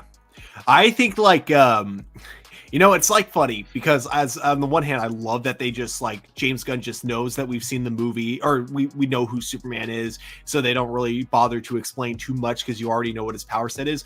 But I will say though, as a movie on its own, that is kind of a problem because a lot of times when it comes to when you have a character with very specific powers, you usually want to make sure like all the powers that they have get established like in the beginning, so that way later on when there's like the big climactic battle and the superheroes utilizing all of their powers, they don't suddenly just kind of go, oh, and then I have this power too, and then suddenly win the day. So like I noticed that was one thing that you kind of had with the Superman movie, and I feel like if it was any other character, I would have been like, that's bad writing. The only reason I wasn't like that with Superman is because it's Superman, and we already know what his powers are. So if he doesn't use freeze breath in the beginning of the movie, but then he uses it later on, who cares? We all know that he has freeze breath. It doesn't matter that it hasn't been like established per se. Yeah, I loved all the supporting characters in it. I think Lex Luthor was incredible. Mr. Terrific was the MVP of this movie. I even love Rachel Brosnahan as Lois Lane. Guy Gardner, played by Nathan Fillion, was near perfection. I mean, there's so much good out of Superman to certainly take away from. Like that's why I said at the top, like, between Thunderbolts, Superman, and Fantastic Four, I'm really not mad at anybody if they've got their top three comic book movies. I think we ate really well as comic book fans. Like, I've seen people on TikTok already talking about like, if you didn't like Superman more than Fantastic Four, or if you liked Fantastic Four more than Superman, and you don't get the character. Like, I'm already seeing people like, I'm like, guys, it don't matter. Like, yeah. They're all such great movies. I just can't be mad at somebody if they loved Superman more than I loved Fantastic Four, or whatever the case certainly might have been. I think they all did a phenomenal job this year. Agreed. What's next? We got Jessica Fryman. Would you like to see Korra get her own animated sequel movie? And what are you looking forward to for the new animated Avatar series? And do you think the new King of the Hill reboot could have more than one season? I will say yes to the last question, but you know more about Avatar and Korra. You want to answer those first two? Or? Yeah. King of the Hill is confirmed to have multiple seasons. Okay. But like when it comes to Avatar, or specifically Korra, I would love to see an animated movie, sequel, especially if it was one to like kind of tie into the upcoming series that's going to be coming out. Especially because we have an Avatar movie coming out. It was supposed to come out this year, but now it's coming out next year. But we do have an Avatar movie coming out, which I'm really excited about. They haven't released any details on what the plot is. We do know that Aang will be an adult, and we also know that Dave Bautista, I believe, Dave Bautista is going to be voicing the villain. We don't know who the villain is or their motive or anything, but we know that he's going to be voiced by Dave Bautista, which is pretty awesome. So I think that, if Aang's Avatar can definitely have an animated sequel, I don't see any reason why we can't have one for Korra. I Will One says we got Mr. Fantastic and Mr. Terrific in theaters. No comic book fan can be mad at that. Yeah, absolutely. The only thing that was missing from Mr. Fantastic and Fantastic Four is him like mushing somebody in the face. Man, get out my way! I'm goddamn Mr. Fantastic. That would have been hilarious. Give me a scene like that. I would have taken it. But yeah, dude. Oh man, there's such great moments, dude. Such great moments. I do like how, Reed Richards, one of the smartest people in the Marvel universe, and then Mr. Terrific, totally forgot his actual identity name, but both of them have that thing in common where they're both like one of the smartest people of their universes, and they both have like Mr. and then either Fantastic or Terrific, something that like basically emphasizes how awesome they are. Yeah, absolutely. Yeah, he alone is the reason why I want to see Superman again. Fantastic Four is out now on IMAX. I kind of wanted to see Superman in IMAX 3D. I don't know if I'm still able to do that or not. I might have to check my AMC though, to see if that's even an option that's available. I have a feeling 3D is pretty cool for Superman. Blossom, I've been meaning to ask, why does Samurai gets so much hate anyway? I thought it was pretty cool. Emily's my favorite, plus I thought Antonio was kind of hot. Have you heard about the new Kamen Rider comic coming for September? From what my best friend told me last night, he's a dream walker and fights against the nightmares. Ooh, that's dope. That's a great premise. I kind of thought about my Tokyujers doing that once. Katie, my counterpart for Kagura, she's the first to witness their enemies invading their dreams. How's that? That's pretty dope. Yeah, the dream walking is always a fascinating one. I kind of like that aspect in the Supergirl series, Dreamer, in regards to her abilities of being able to walk through people's dreams. That idea of fighting against nightmares, I think, is pretty badass. I didn't know that was part of the concept, but I'm all on board for that one. I think Samurai really only gets hate because three things. One, I think the acting was atrocious. Two, it's very much a copy and paste. And three, none of them were like Japanese. It was just really weird. It was just really weird storytelling to me. But yeah, I wasn't, for me, it was just, I didn't connect with any of the characters. But I mean, I will give it this, like for both, as much as I will hate on Megaforce, I do think that both Samurai and Megaforce visually, I think they both look fantastic. But yeah, when it came the morphing sequence for Samurai, I think is legit still to this day though. Yeah, definitely. So from a production standpoint, I absolutely love the aesthetic of Samurai. But yeah, when it came to kind of the characters, like I just with the exception of Antonio was pretty fun at times. And then oh god, what was the Green Ranger's name? The douchebag guy. Yeah. The guy that just got arrested, right? Yeah, the one played by a really terrible actor, or terrible person. Yeah. I know what you're talking about. Yeah. Those two were the characters I actually felt like they were the only ones with any personality at all. Yeah. I think that was like my whole thing is I only liked two of the characters, and then I thought the plot had potential, but then the whole God, what was that one?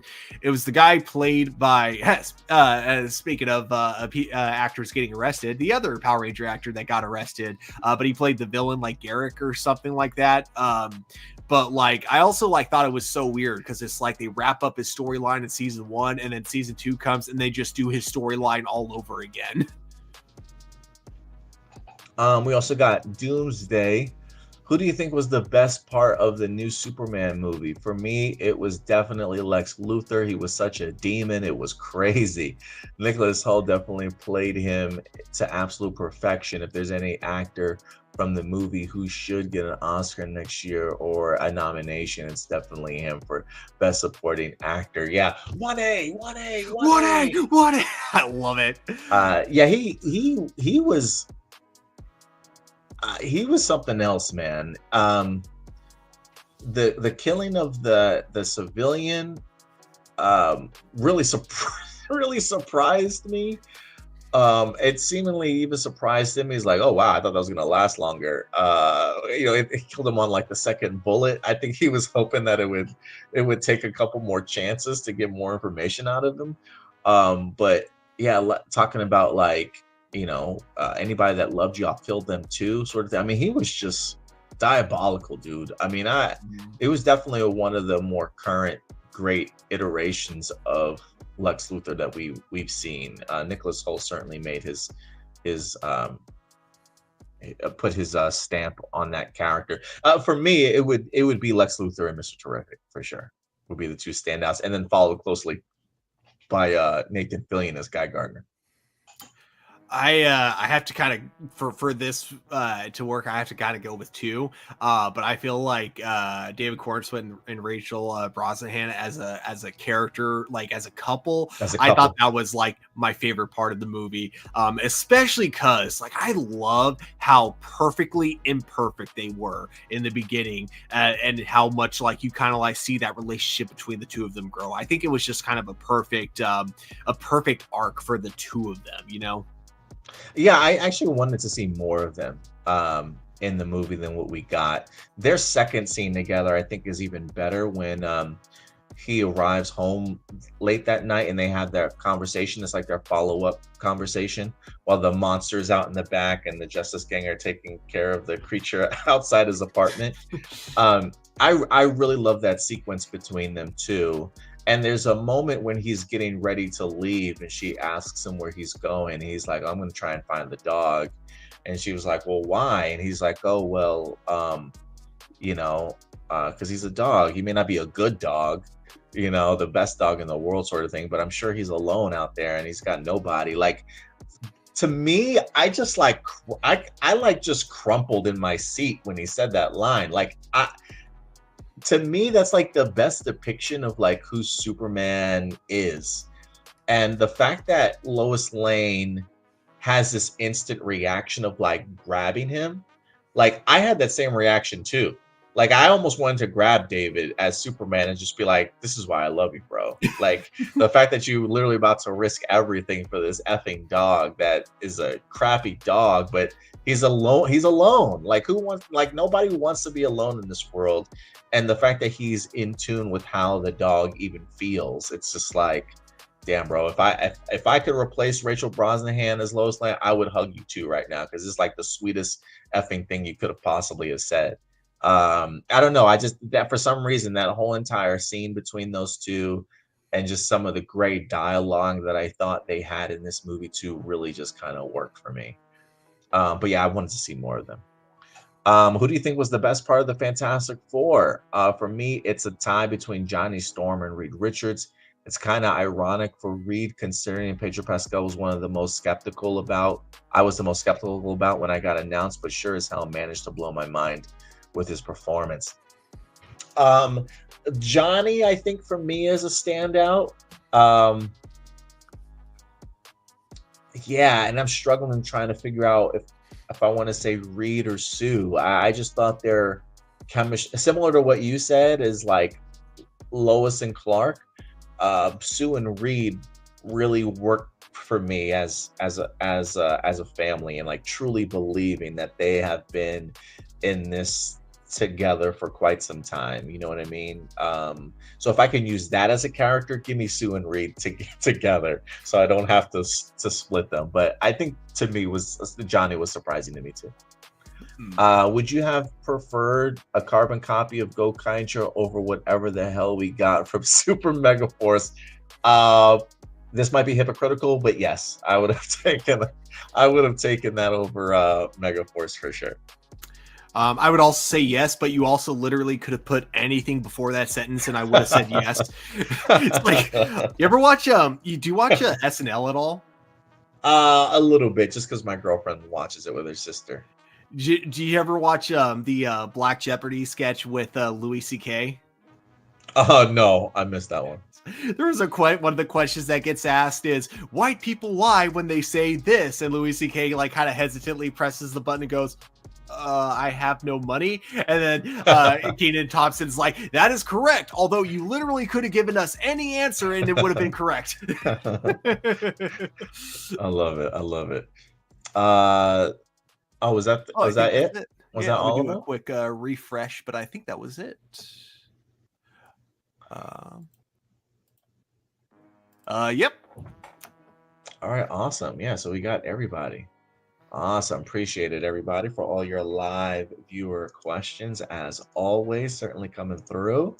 I don't know what I'm going to be doing later today. I think I may be going to the pool with the family for a few hours, and then I got my Fantastic Four IMAX screening tonight, which I'm really excited about for the second time. So I think I'm going to try and see Fantastic Four tonight, and then I'm going to see if I can find an IMAX 3D showing of Superman this week.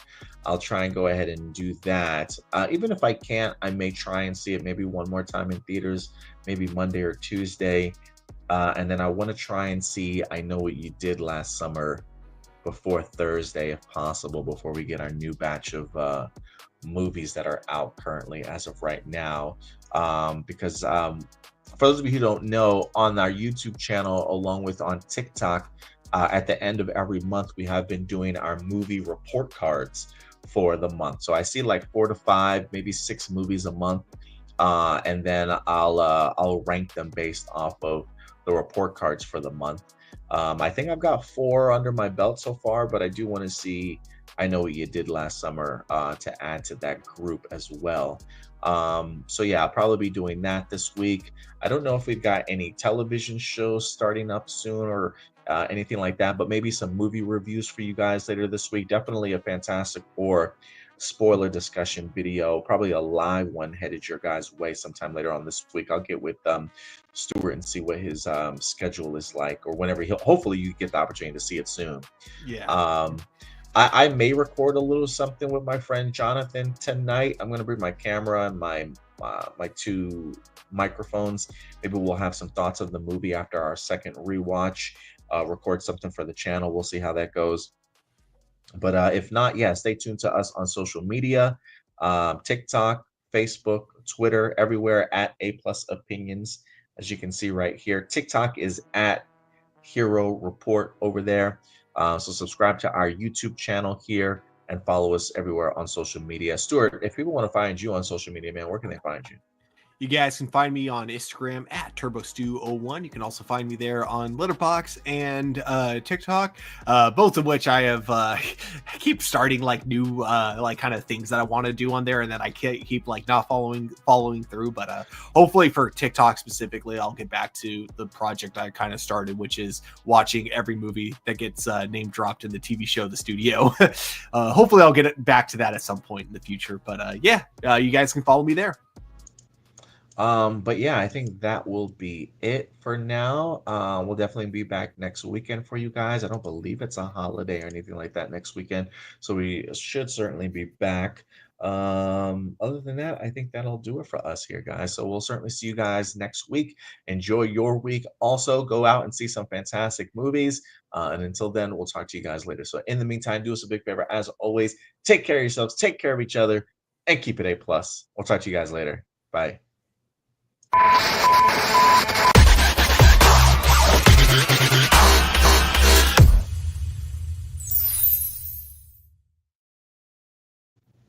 Awesome. awesome. Good show.